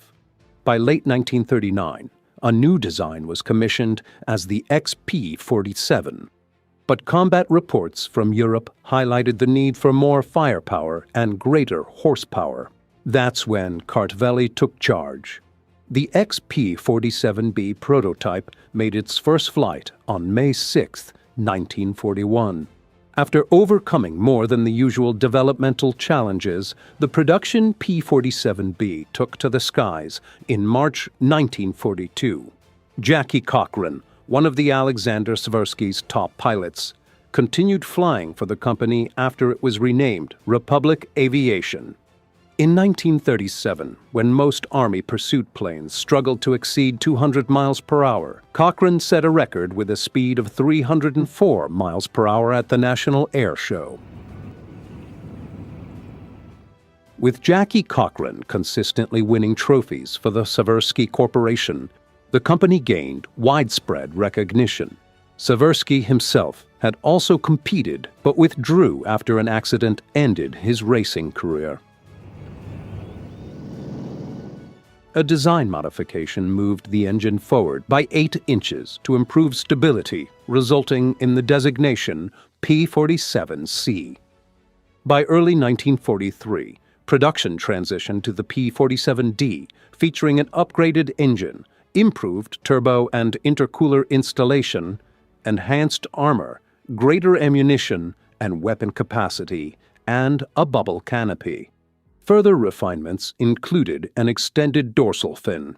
Production was now accelerating, with 3 factories manufacturing P-47s, the main plant at Farmingdale, a new facility in Evansville, Indiana, and the Curtiss-Wright Company, whose aircraft were designated P-47G. Although the P-47's designers accounted for nearly everything, occasional equipment failures required creative solutions. When landing gear became stubborn on approach, pilots often used a practical and effective wing wiggle maneuver. As the P-47's popularity and success grew, so did its design enhancements. The D-series saw improvements like a universal wing capable of carrying fuel tanks, bombs, or rockets, a reinforced belly attachment for heavier payloads, and broad paddle blade propellers for better performance. In total, 12,602 of these models were produced, more than any other aircraft subtype. When the P-47s entered the fray, the Luftwaffe was inflicting significant damage across Europe. The versatile and lethal Thunderbolts were shipped to Europe in large numbers, and their success, along with that of their pilots, was quickly recognized across all combat theaters. The savage and unrelenting battles waged by the Luftwaffe against the Allies were soon met with equal force by the powerful and efficient Thunderbolts. The tide of destruction sweeping through Europe was met head-on. The first operational sortie over France occurred on April 8, 1943. While aircraft losses and mechanical issues still arose, P-47 pilots quickly adapted to their plane's toughness, speed, and firepower. With the development of extended fuel tanks, pilots took full advantage of the aircraft's increasing range, and over time, tactics were refined to exploit its superior speed.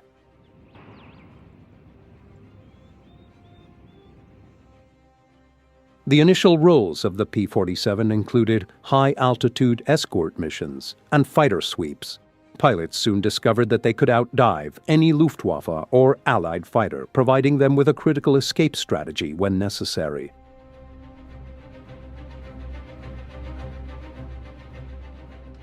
When the Thunderbolts made their European debut, radial engine single-seat fighters were still a rarity. The only other fighter operation in Europe comparable to the Thunderbolt was the German FW-190A. To avoid confusion during combat, Thunderbolt engine cowlings were painted white and black bands were applied around the vertical and horizontal tail surfaces.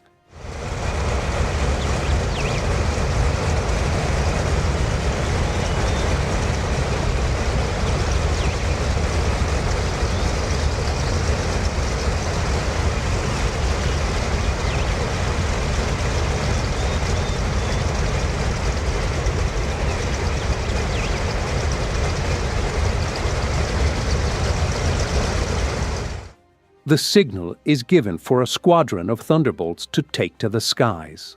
What might appear to be a friendly race in peacetime takes on a much darker meaning for these pilots. A war rages in the skies over Germany, and these P-47s are in a hurry to join the fray.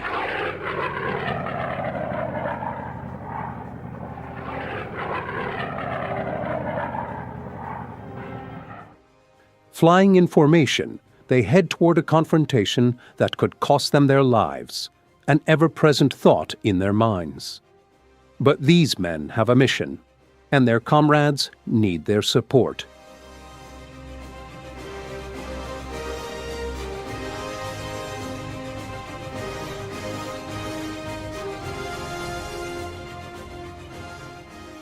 The newly arrived Thunderbolts dive into a fierce battle with the Luftwaffe.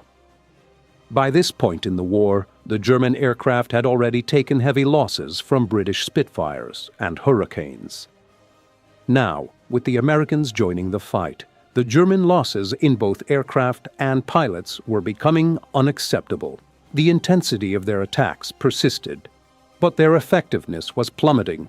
They could no longer maintain dominance over Allied skies, and they had lost control of the skies above Germany.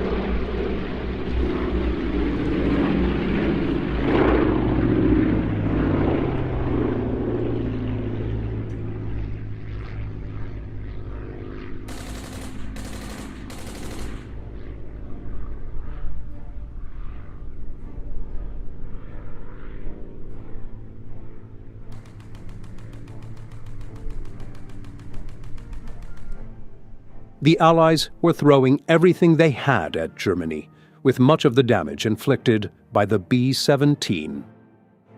Naturally, the Luftwaffe wasn't far from the B-17s as they dropped their deadly bomb payloads, and these bulky, slow-moving aircraft were easy targets.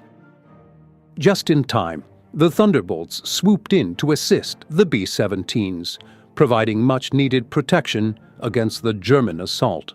Though the flying fortresses were adequately armed, they couldn't outmaneuver the faster Luftwaffe Henkels, so their success relied heavily on the air support provided by the Thunderbolts.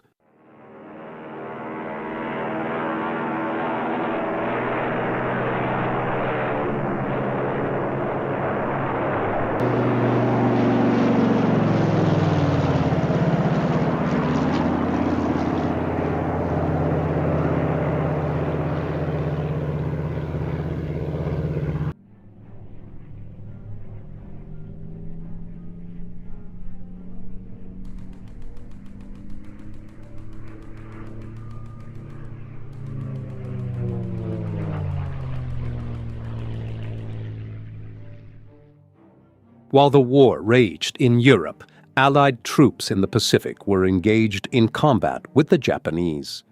To conduct air raids against Japan, the Allies captured the islands of Saipan, Guam, and Tinian, whose proximity to Japan made them ideal locations for airfields.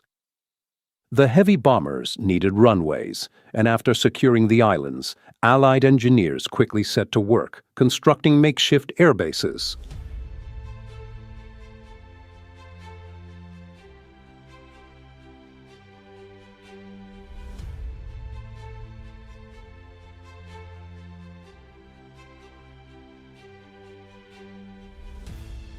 The P-47 Thunderbolts played a crucial role in escorting bombers flying from these islands, and large numbers were also assigned to carriers in the Pacific. Though the Thunderbolts weren't originally designed for carrier operations, they performed adequately. There was no intention of landing them back on board, so they were not equipped with landing hooks.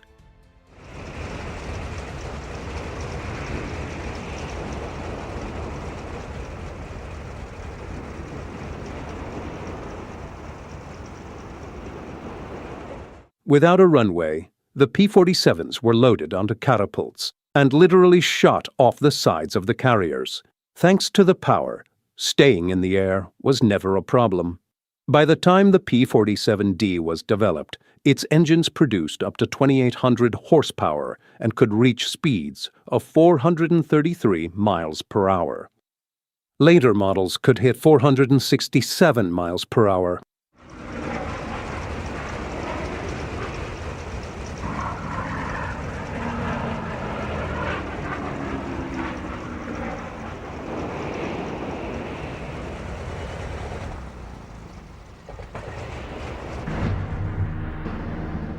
Once airborne, the P-47 had a range of between 1,250 miles and 2,350 miles, depending on the fuel tanks it carried. All models had a service ceiling of 42,000 feet.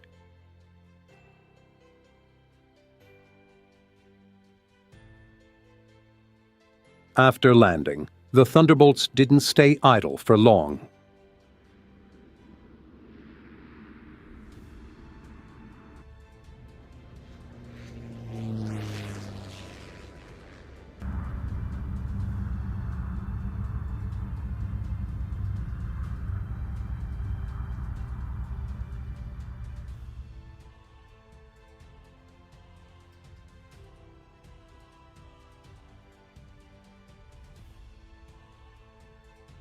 In preparation for combat, ground crews ensured each plane was stocked with ammunition. As with most of the plane's design, the armament installation was practical, robustly built, and simple to service. The Thunderbolt's increasingly deadly external weapons were also easy to load. Initially, the rocket installations were poorly designed, with accuracy issues, but these flaws were quickly addressed. The P-47 was equipped with 8 0.5-inch Browning M53 machine guns, each with 267 rounds. Later models increased the load to 425 rounds per gun. The bomb load of the P-47 was initially 2,500 pounds, but later models could carry up to 3,000 pounds of bombs and 10 5-inch rockets. In footage captured by the Thunderbolt's test engineers, hundreds of spent shells can be seen pouring from beneath the wings. Needless to say, the Thunderbolt was a formidable machine, capable of spitting bullets at the enemy with relentless, deadly accuracy.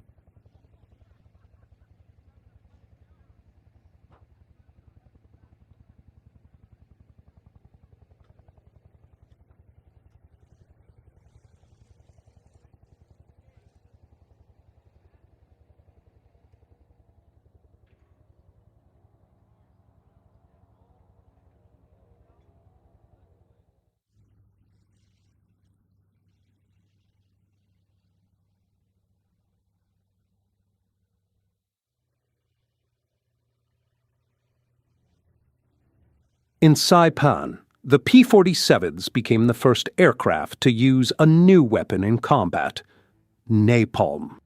Using external fuel tanks as containers, napalm bombs were assembled on site.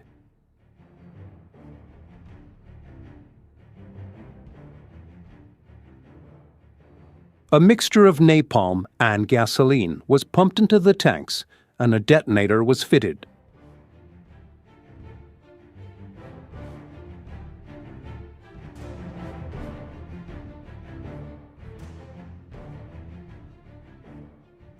The Thunderbolts played a vital role in the Saipan, Guam, and Tinian campaigns. The fighting on Saipan extended into the first weeks of July 1944, with P-47s making frequent sorties from the airfield to the battlefield, providing close air support to ground troops.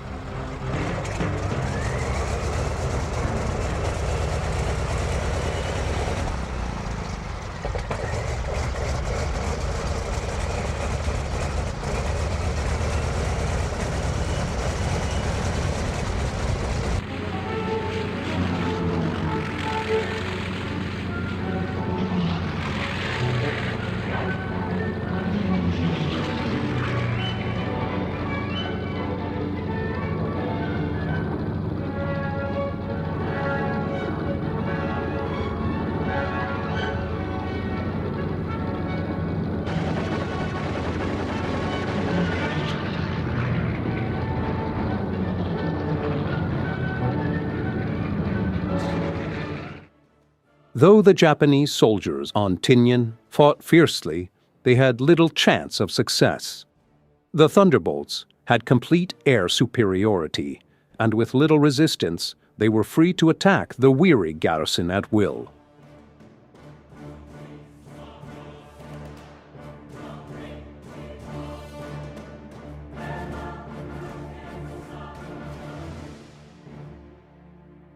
With their overwhelming numbers and firepower, the P-47s efficiently dispatched the enemy in a coordinated assault.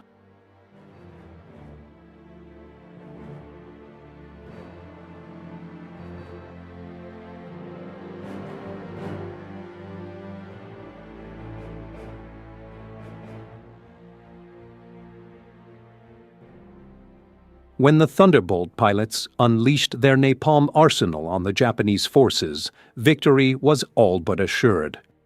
The P-47's role in the Pacific theater proved devastating to the enemy. But elsewhere in the world, they were engaged in a critical and exclusive operation. In a seemingly inconsequential part of Italy, the P-47 Thunderbolt was about to secure its place in history. On the tranquil island of Corsica, the lives of the peaceful islanders had been upended by Italy's involvement in the war. Dawn. The men of the 57th Fighter Group rise with the sun. This island is now theirs. They prepare for the day with a routine they've grown accustomed to. For these men who have made Corsica their home,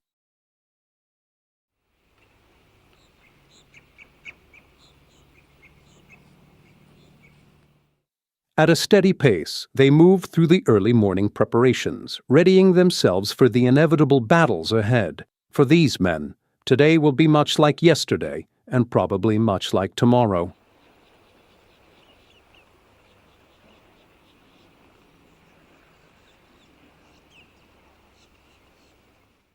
Lieutenant Colonel Gil Wyman has made his home in a deserted trailer once owned by an Italian general. At just 24 years old, he's in charge of a squadron. Originally from Louisville, Kentucky, his new home is comfortable, with all the modern conveniences.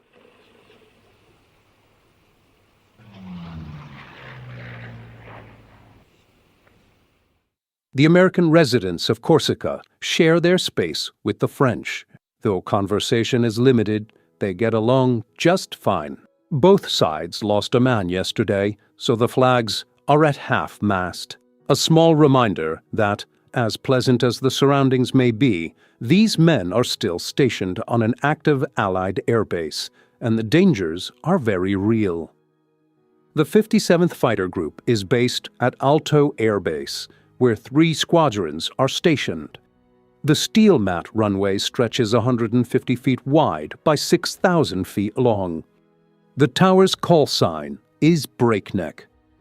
Group Commander Lieutenant Colonel Archie J. Knight. 65 Squadron arrives for their briefing. It's formal, brief, and to the point. The men sit on bomb crates as they receive their escape kits. These kits include enemy currency and instructions for returning behind enemy lines. The men are then informed of their target. Along the narrowest and most mountainous section of southern Italy's peninsula lies the Gustav Line, where Allied troops have been halted just behind it. The airplanners aim to use their Thunderbolts to attack behind enemy lines, weakening the German position. Their primary strategy is to cut off Germany's supply of troops, fuel, shells, and food traveling south. This operation is called Operation Strangle. Italy's railways form a complex system crucial to Germany's supply lines across the country. The planners of Operation Strangle intend to sever that lifeline.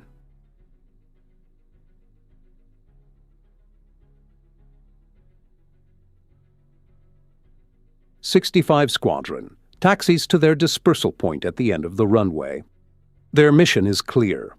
Fully armed and fueled, the men are eager to begin. Though some may not return, each pilot is determined to inflict as much damage as possible on the enemy's supply chain.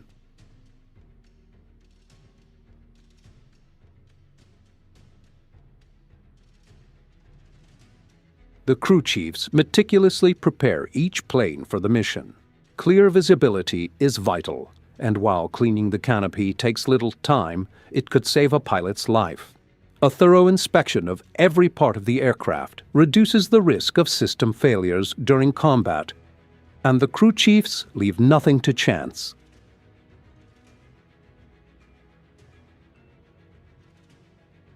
For pilots, regardless of rank, what matters now is how much combat flying they've completed. If they haven't flown many missions, they're considered beginners and are referred to as sprogs. They stay sprogs until they've completed a few missions. Once they've picked up a few skills, they're called sports. After surviving 50 or 60 missions and gaining considerable experience, they are promoted to old sport. The top pilots, like Gil Wyman, are known as wheels. No one knows exactly why. The wheels are marked by distinctive tail design on their aircraft. Major Richard Hunziker from Tucson, Arizona, settles into his seat. Having flown 179 missions, he's seasoned. The crew chief won't be accompanying him, but the pilot briefs him on the mission anyway. Though Okuchi can't go along, the pilot fills him in, as this is routine by now. Over time, these men have become friends, and a bit of conversation before the mission helps calm the nerves. The pilots are ready to take off, but they remain grounded. They wait. For 5 minutes, these men are given the chance to clear their minds. It's part of the plan. Any thoughts that need to be processed can be done now, while still on the ground. Once airborne, they'll rely solely on instincts and reflexes, and any lingering thoughts could slow their response times. Any concerns about home or loved ones will have been addressed by the time they take to the skies, leaving them focused and prepared to fly.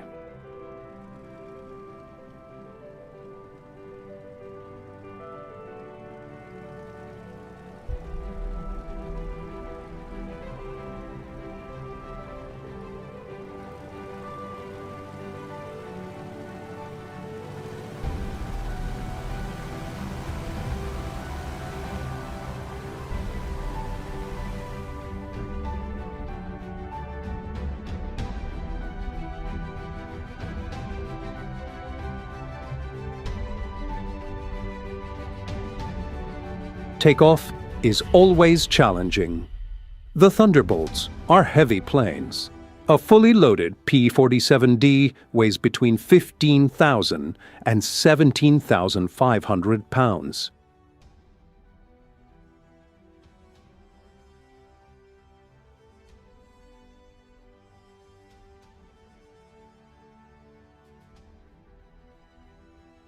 A mile of steel runway stretches ahead. As the squadron reaches the tower, about halfway down, they are committed. There's no turning back now.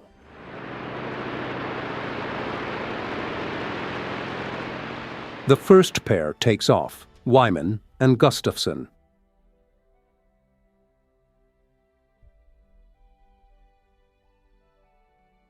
The second pair taxis out, Goss and Burgess.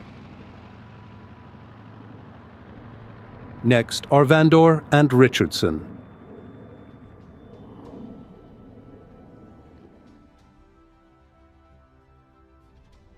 Finally, Smith and Atwood follow.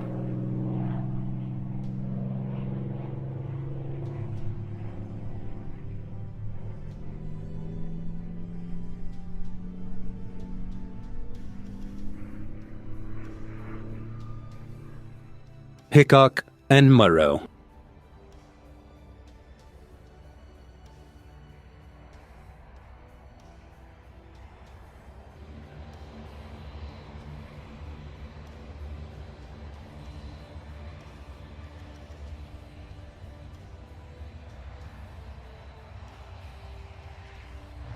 The last pair, Elwood and Hunziker.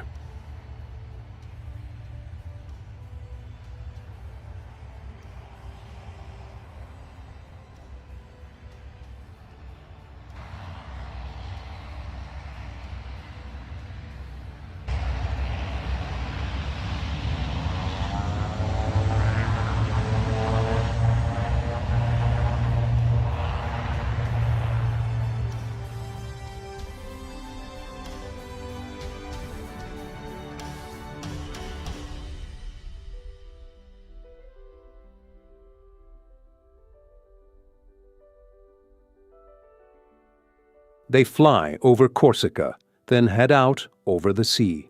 Italy lies just 60 miles to the east. After 60 miles, they are 150 miles behind the German front. The squadron moves north, towards the mountains, leaving the castle behind.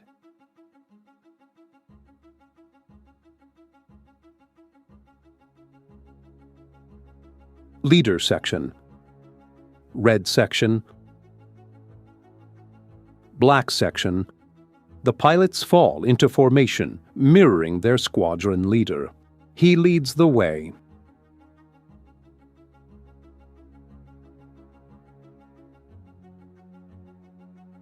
When he turns, they turn. Wingtip to wingtip.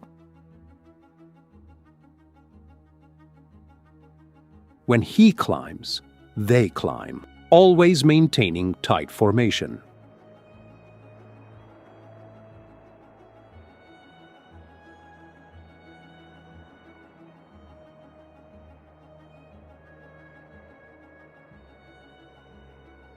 The Thunderbolts carry on-board cameras to capture the action on film.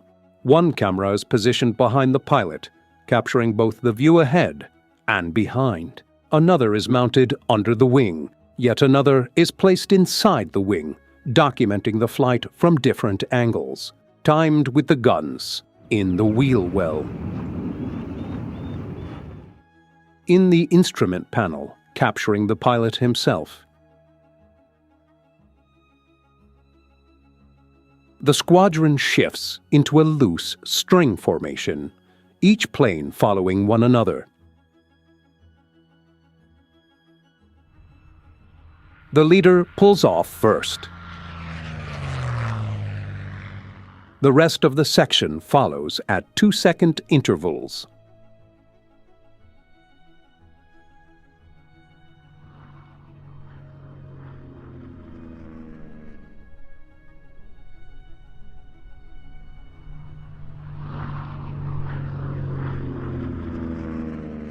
There's no bomb sight on the P-47.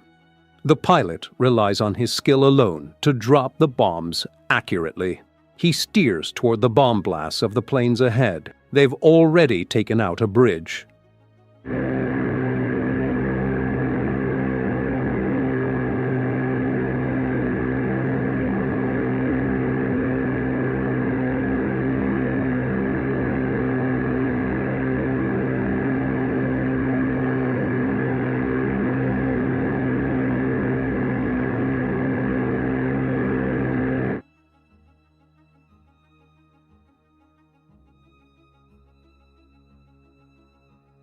Leader section reforms overhead. Red section moves in. A miss.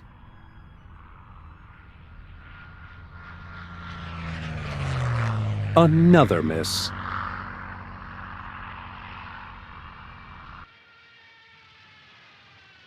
A hit. Black section swoops in.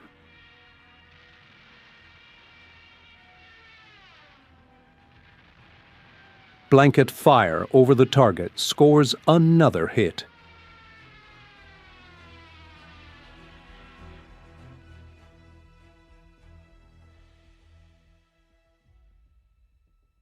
The squadron runs out of bombs, but they still have plenty of fuel and ammunition.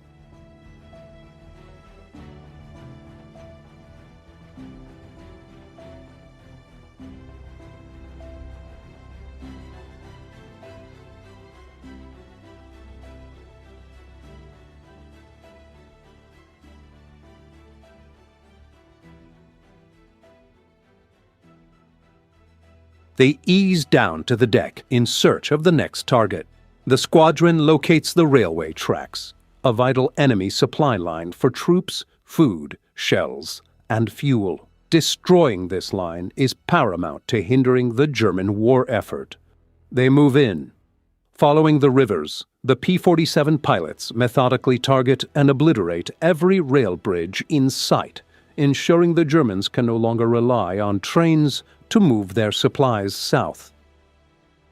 After tracking the rails to a train, The Thunderbolt squadron attacks.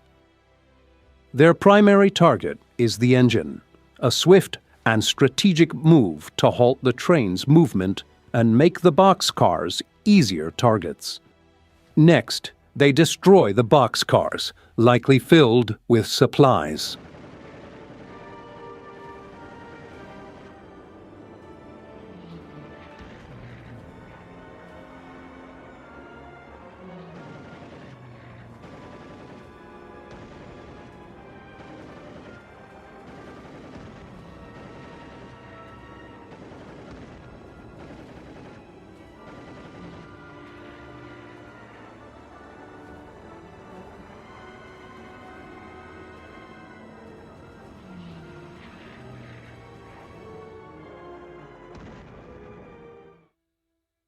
The explosions confirm their suspicion.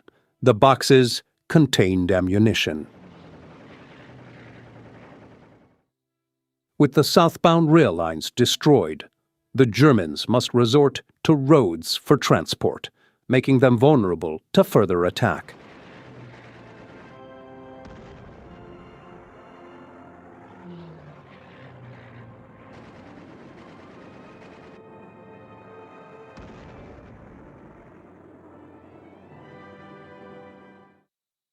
However, the cost of war is evident as one Thunderbolt is shot down.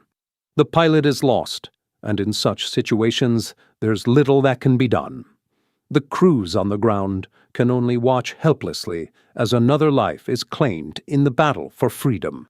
The harsh reality of war continues, as many more lives will be lost before victory is achieved.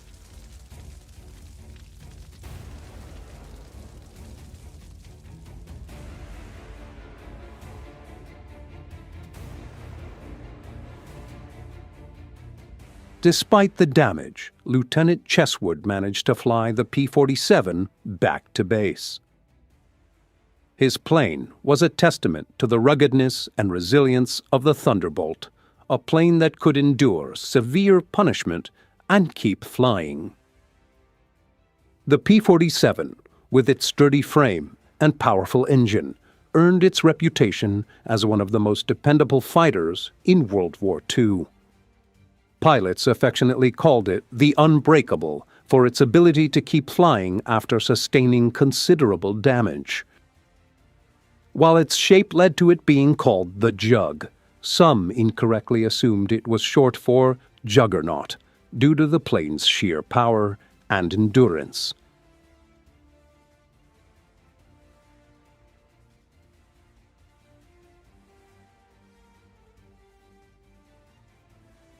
After every mission, the Thunderbolts often came back riddled with holes and damaged wings. But the P-47's ability to stay in the fight, even when battered, proved why it was a preferred choice for many combat pilots. These aircraft were vital in turning the tide of the war, whether it was supporting bomber missions, disrupting enemy supply lines, or eliminating military targets. Though the P-47's missions were perilous, its pilots trusted their aircraft to bring them back, no matter the damage it took in battle. The P-47 Thunderbolt continued service in the European and Pacific theaters proved essential to the Allied war effort. After its critical role in Operation Strangle, which crippled German and Italian supply lines, the Thunderbolt solidified its place in history as one of the most reliable and versatile aircraft of World War II. The Thunderbolt's ability to deliver consistent firepower while enduring damage without failing made it a symbol of resilience. As the war progressed, the P-47 underwent several modifications to adapt to evolving operational needs. The P-47D variant, the most widely used in Europe, was the workhorse of the Allied Air Force, while experimental versions like the XP-47E with a pressurized cockpit and XP-47F featuring a laminar flow wing explored design improvements.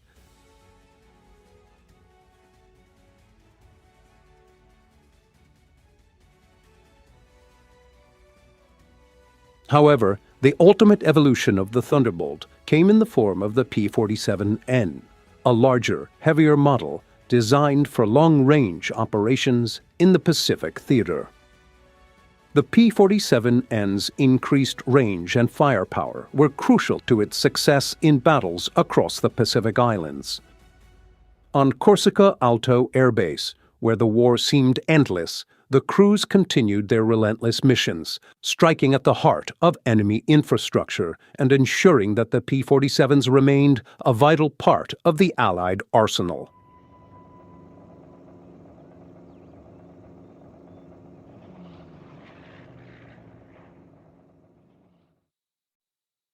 The pilots and ground crews showed extraordinary dedication, knowing that the Thunderbolt was often the last line of defense for their fellow troops and bombers.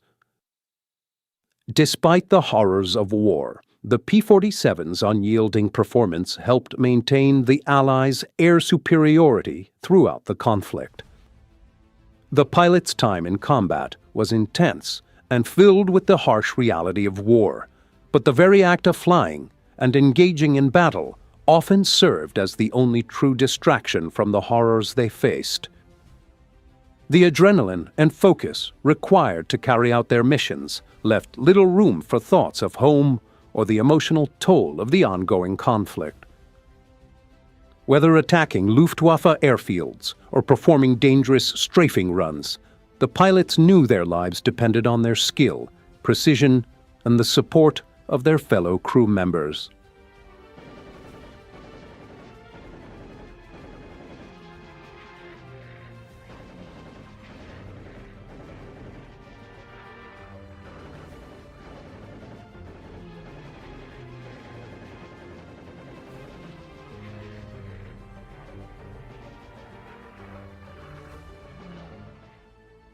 When the mission was complete and the targets neutralized, the pilots followed the disciplined procedure for landing. They would carefully peel off to reduce speed, spacing their planes out to avoid collisions, and making the approach for landing. As they touched down, the ground crews anxiously waited to ensure that every pilot made it safely back. Despite the harrowing nature of the work, the operation had been a success, and the Thunderbolts had once again proven their worth, further cementing their place in history. The camaraderie between the pilots and ground crew remained strong, and their shared determination made every mission a collective effort, one that brought them all a step closer to victory. The relentless effort of the P-47 Thunderbolts had played a crucial role in weakening the German supply lines and crippling their ability to sustain their forces in Italy. As the Allies' ground forces moved northward, the airstrikes coordinated by the Thunderbolts had been instrumental in pushing the Germans into retreat, helping the ground troops advance towards Rome.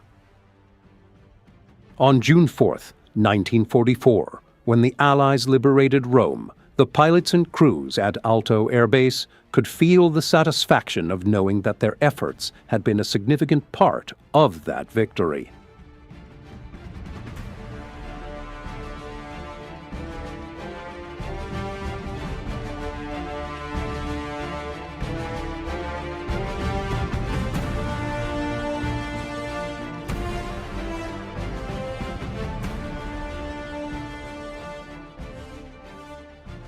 The Thunderbolt had proven itself not just as a powerful fighter, but as a symbol of resilience, tenacity, and the importance of air support in the success of a ground campaign. As they celebrated their hard-earned victory, the pilots of the 57th Fighter Group and their fellow airmen knew that the P-47 had served them well in more ways than one, both as a capable and dependable aircraft and as a vital contributor to the Allied success. The battle had been long and difficult, but the Thunderbolts had stood strong, providing essential support and leaving a lasting mark on the course of the war.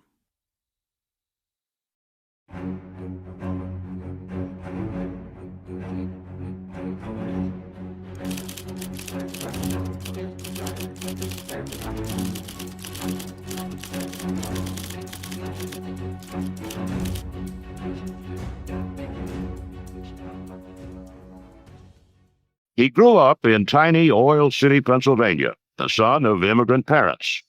He showed no interest in flying until 1938 and his college days at Notre Dame, and nearly no one described him as a natural pilot.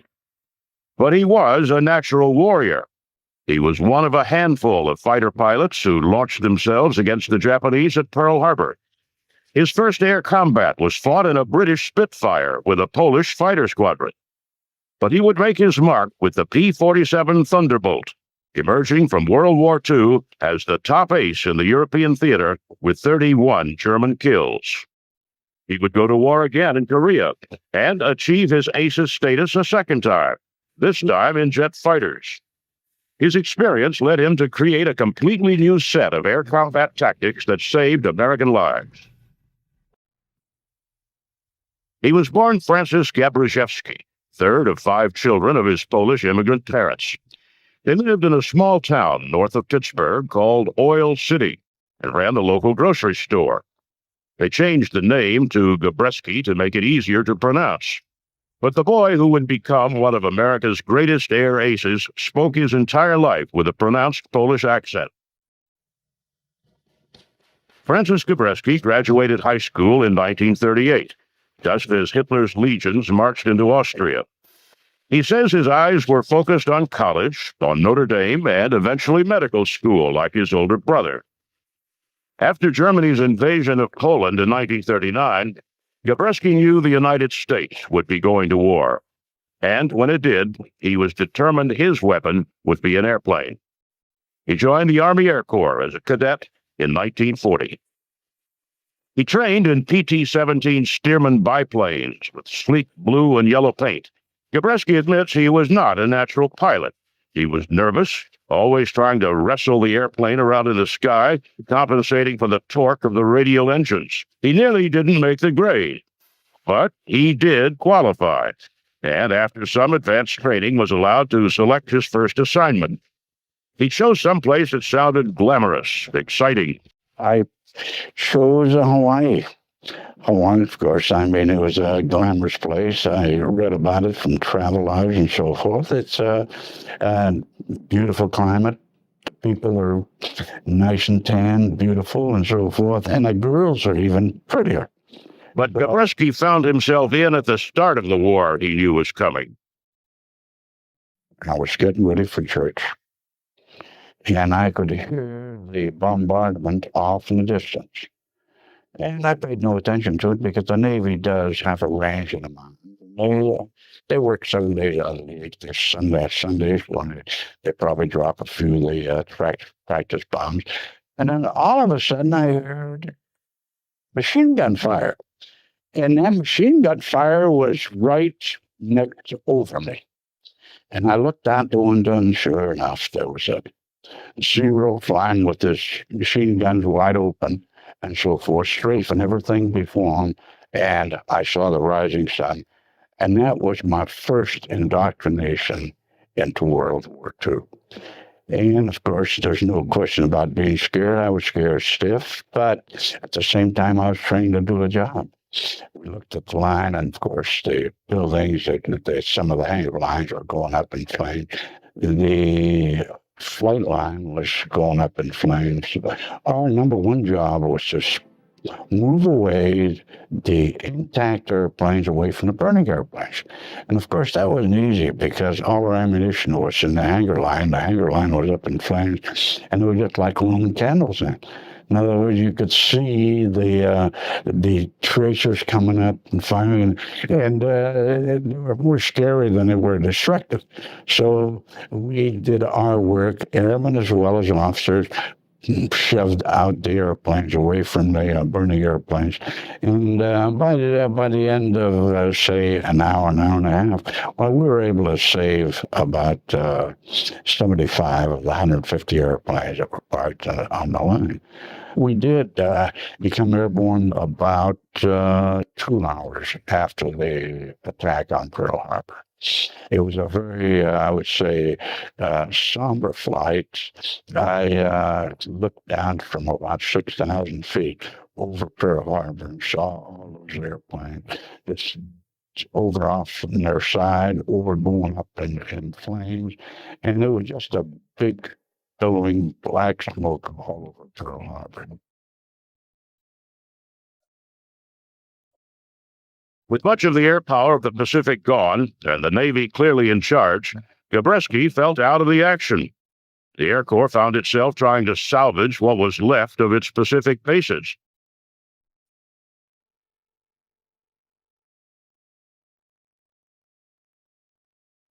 Gabreski filled his time reading up on the war in Europe.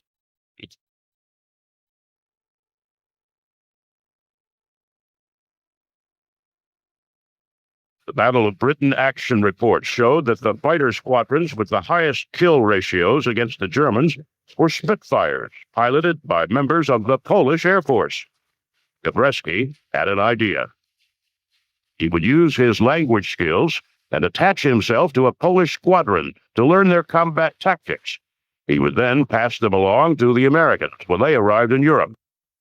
His idea earned him a trip to Washington and a promotion to captain on his way to London.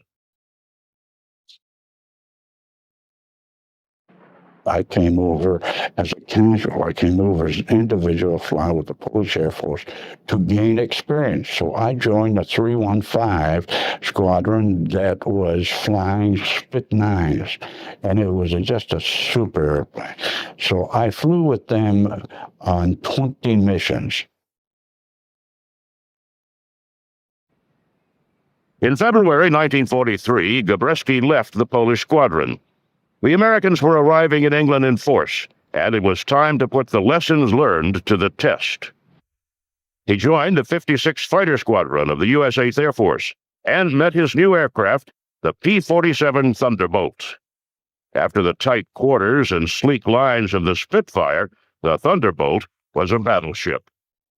After 20 missions with the Polish Air Force, I joined the 56, which is the first group that was coming in intact from the United States of America with a brand new airplane, a P-47. So you can imagine when I went from a Spitfire, which is nothing more than about a 7,500 pound airplane, to this great big belly tub that I saw. My God, what a big airplane. It was twice the size of the Spitfire. But it turned me off immediately, but that was the only thing I had to fight in, and that I was going to learn to fly it. So I took the airplane up, and it was a good airplane. It was a good airplane because it had a turbine supercharger that could derive to 2,000 horsepower at sea level, as well as up to 30,000 feet, when the velocity of the turbine supercharger would not accelerate any faster because it would disintegrate. Unlike the mission of the Spitfire to intercept and shoot down attacking German bombers and fighters, the role of the Thunderbolt was clear: protect the bombers of the U.S. 8th Air Force. Also, unlike the Luftwaffe and the RAF, he was about to command a unit in a uniquely American Air Corps. We're all amateurs. The Germans were all pros. The RAF, they were pros. And all the Belgium, all the other Allied forces, they were pros by the time that we were there. So we were going to learn from them. And it took us quite a few missions before we felt very comfortable in the operating field where we knew what we were doing.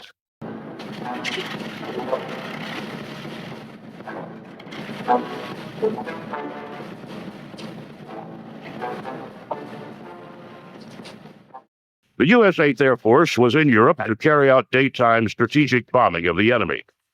The P-17s were slow, long-range bombers. The 56th Fighter Group was to escort those bombers to or from the target, to protect them from German fighters the best way they could, and come home. After a non-combat injury sidelined him for several months, Gabreski came back with a vengeance. On August 24th, 1943, he scored his first confirmed victory at FW-190. On September 2nd, he scored his second.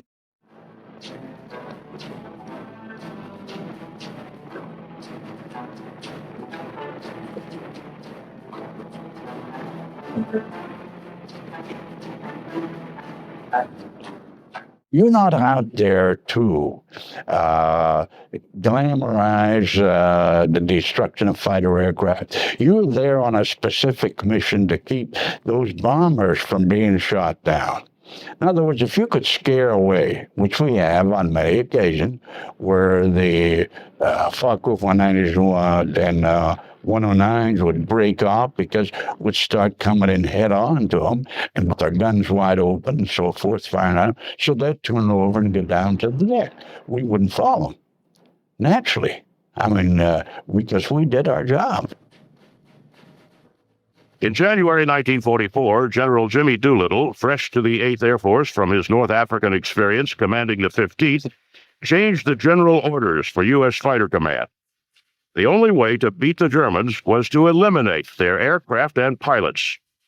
The role of the fighters was no longer to simply escort bombers. Now they had clearance to pursue and flame every German aircraft they could, in the air or on the ground.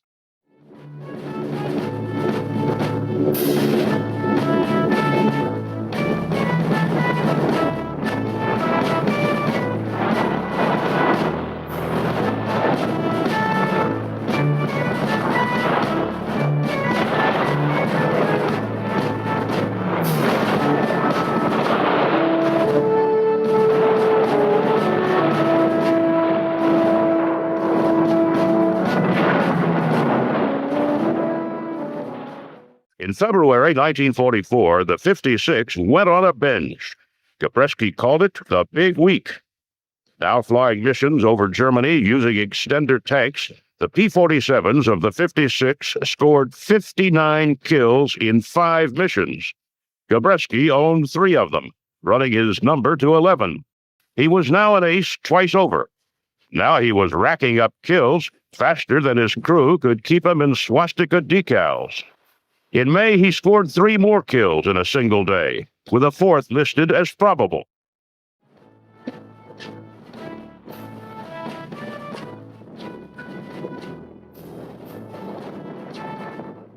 By D-Day, June 6, 1944, Gabreski was in contention for the highest-ranking ace in the 8th Air Force. Truth be told, he was anxious to match the numbers set by a pilot from his group who had been sent home after 27 air victories. A month later, Gabreski did the impossible. He beat the record with a 28th air victory. He could now go home. Gabreski had been overseas nearly 2 years and flown 165 missions. His fiancée was waiting with plans to get married as soon as he got home. Gabby was ecstatic. With the exception of an injury to a pinky finger, he had come through without a scratch.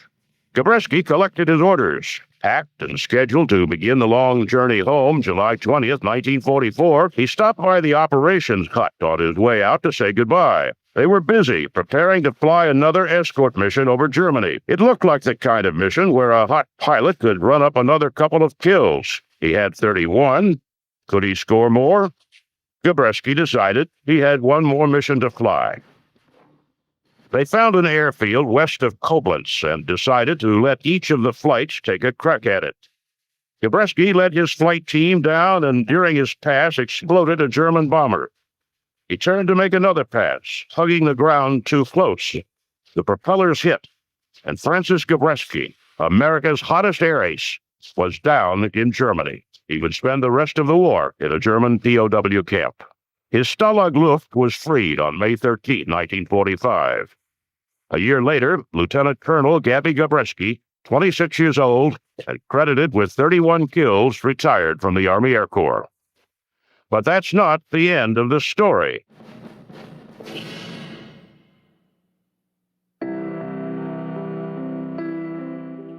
Like many returning vets, Gabreski was anxious to complete his college degree and take up his married life. He and his wife thought the civilian life looked good. and he managed to snag a job with Douglas Aircraft. It lasted less than a year. Gabreski missed the cockpit and flying. He applied for a permanent commission, and in April 1947, returned to the Army Air Force as a lieutenant colonel. Less than a year later, he was assigned to command the 56th Fighter Group, his old combat unit, and with it came promotion to full colonel. It was peacetime work, but not for long.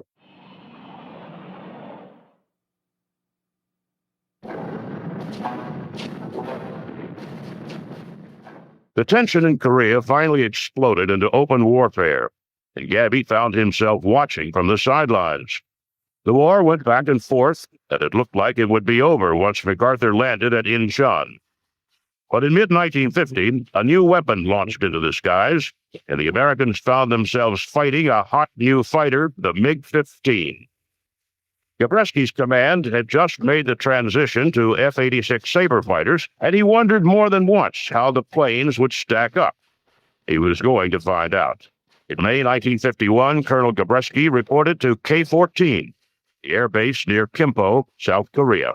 Gabreski was assigned to the 4th Fighter Group as deputy wing commander. They had only 50 F-86s, and their mission was to distract the MiGs away from the slower Mustangs and F-80s. To do that, they flew the area the pilots called MiG Alley. When MiG-15 came into the theater, they put another sort of dimension. That's when I went out to operate in the Korean theater, because the MiG-15 was so superior to any other airplane that we ever had there. So the only offset to that was F-86. F-86, which was it was a Mach .9192 airplane, equivalent to the MiG-15. So that put us on par, and it kept the MiG-15s from destroying the F-80s and the F-84. You get a bounce, cut him off, and drive in a range. When you get in a range, shoot. When you shoot to kill. Anybody get any questions? Okay, let's go again. On April 1st, 1952, Gabreski led his group back into MiG Alley.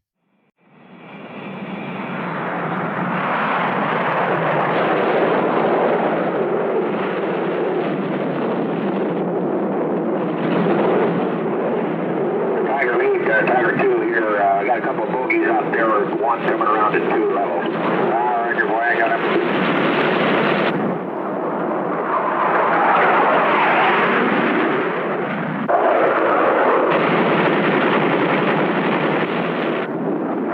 All right, there he goes, he's going down, you got him. All right, well, that's a good deal.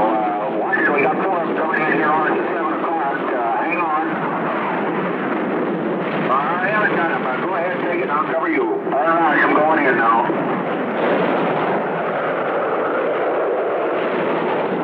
Okay, he's down where you got him too.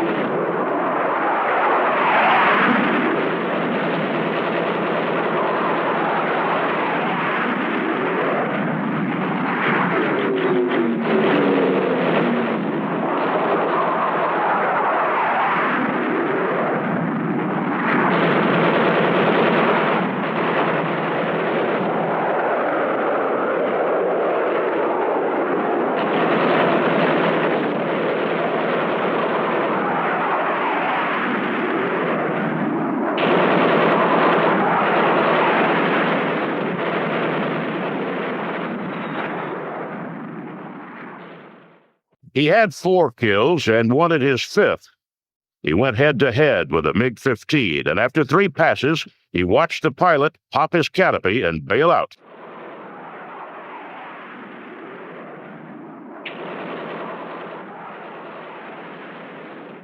He was over his 100 mission limit, though he and another veteran had given orders that their sorties not be posted anymore. But he had had enough.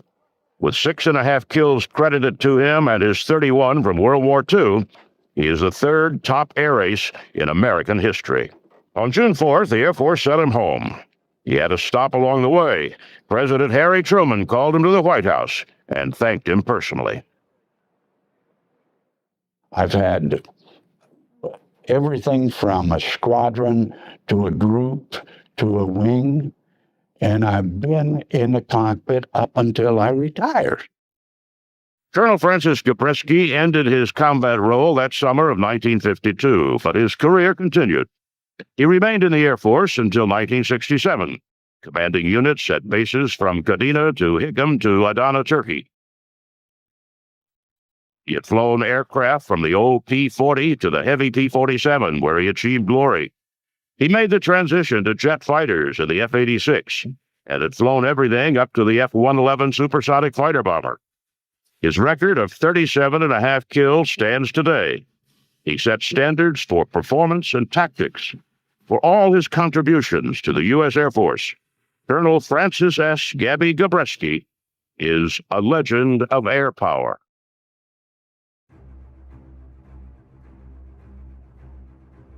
Aviation, the art of aeronautics, began with the dreamers, inventors, and daredevils who dared to defy gravity.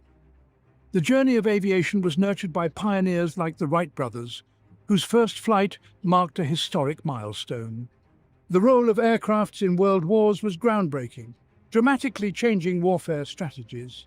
This initiated a technological evolution in aviation, transforming the simplistic wings of a biplane into the thunderous roar of jet engines. Let's journey through the ages of aviation. Behind every great aircraft, there were great minds. These visionaries, like Sir Frank Whittle, the innovator of the turbojet engine, redefined air travel. Then there's Skunkworks Kelly Johnson, the genius behind the SR-71 Blackbird. His designs combined speed, stealth, and power, crafting machines that dominated the heavens. The contributions of these pioneers have left an indelible mark on the canvas of aviation, shaping the course of history and inspiring generations of engineers and aviators.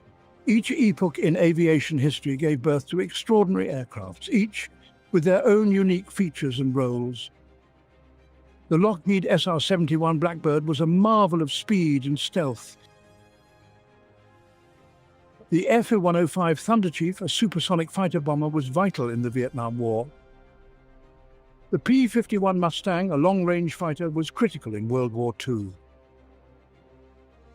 The P-47 Thunderbolt, a heavyweight fighter, was used extensively in the same war.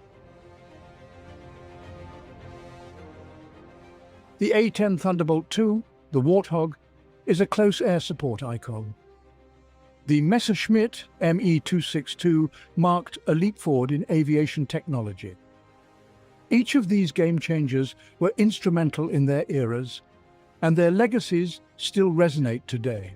Beyond the game changers, there are those that have transcended their practical roles to become icons. The Concorde was not just an aircraft, it was a supersonic symbol of luxury and speed. The B-52 Stratofortress, a strategic bomber, is an icon of power and resilience. These magnificent machines and others like them have become much more than just aircrafts. They are enduring icons that encapsulate the audacious spirit, the relentless innovation, and the boundless ambition that define the world of aviation.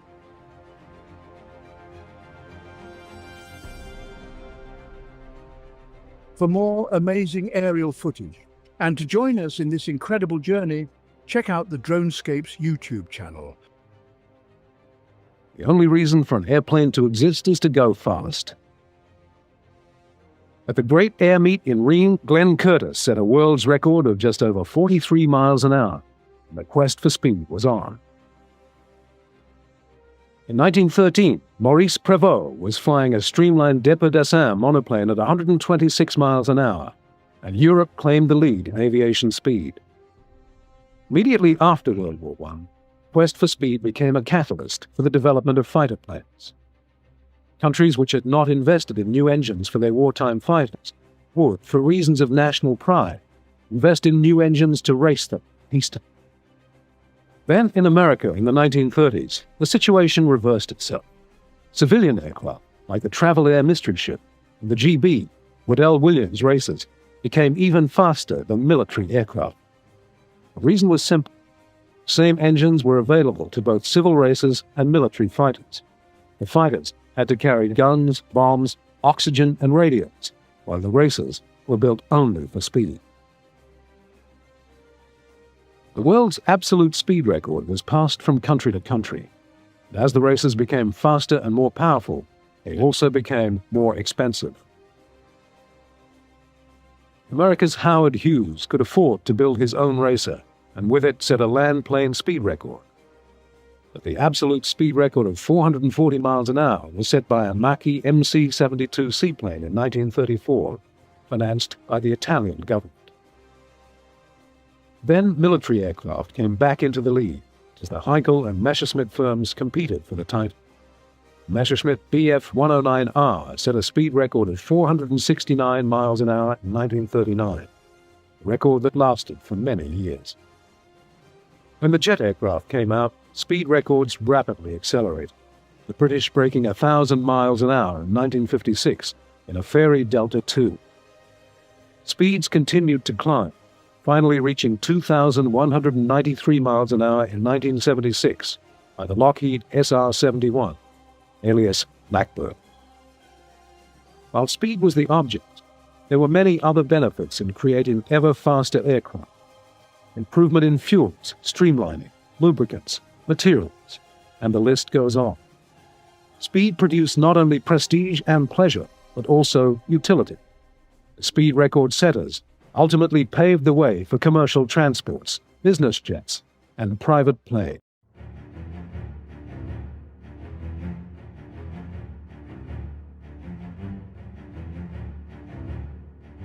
During the onset of spring 1945, the aviators of the U.S. Army Air Force in Europe were recovering from the largest engagement in American military annals, commonly known as the Battle of the Bulge. The toll they had paid, both in terms of personnel and equipment, had been staggering. Each day, fresh pilots and newly delivered aircraft arrived to replenish the dwindling ranks. P-47 Thunderbolt fighter squadrons were actively stationed at former German Luftwaffe air bases, situated just a few miles from the front lines. Their revised objective was to offer aerial assistance for the Army's onward push into Germany. Ranked among the swiftest and most potent fighter aircraft globally, the Thunderbolts achieved velocities of nearly 600 miles an hour during steep descents. Their pilots were some of the best. 7 out of the top 10 American fighter aces in Europe flew Thunderbolts. Flying without pressure suits, only strong, young men could withstand the forces of gravity built up after a steep dive. They were all tough, well-trained, and their morale was high. In March 1945, Arthur Davis was a replacement pilot assigned to the 362nd Fighter Group based in eastern France near the German border. They were all about the same age I was, in my early 20s. 23, 24, something like that. And there were very few, a couple guys that were almost 30, and we call them grandfather, that sort of thing. But there were fellows younger than I was. The morale was high. As a matter of fact, I was a little surprised because they have always experienced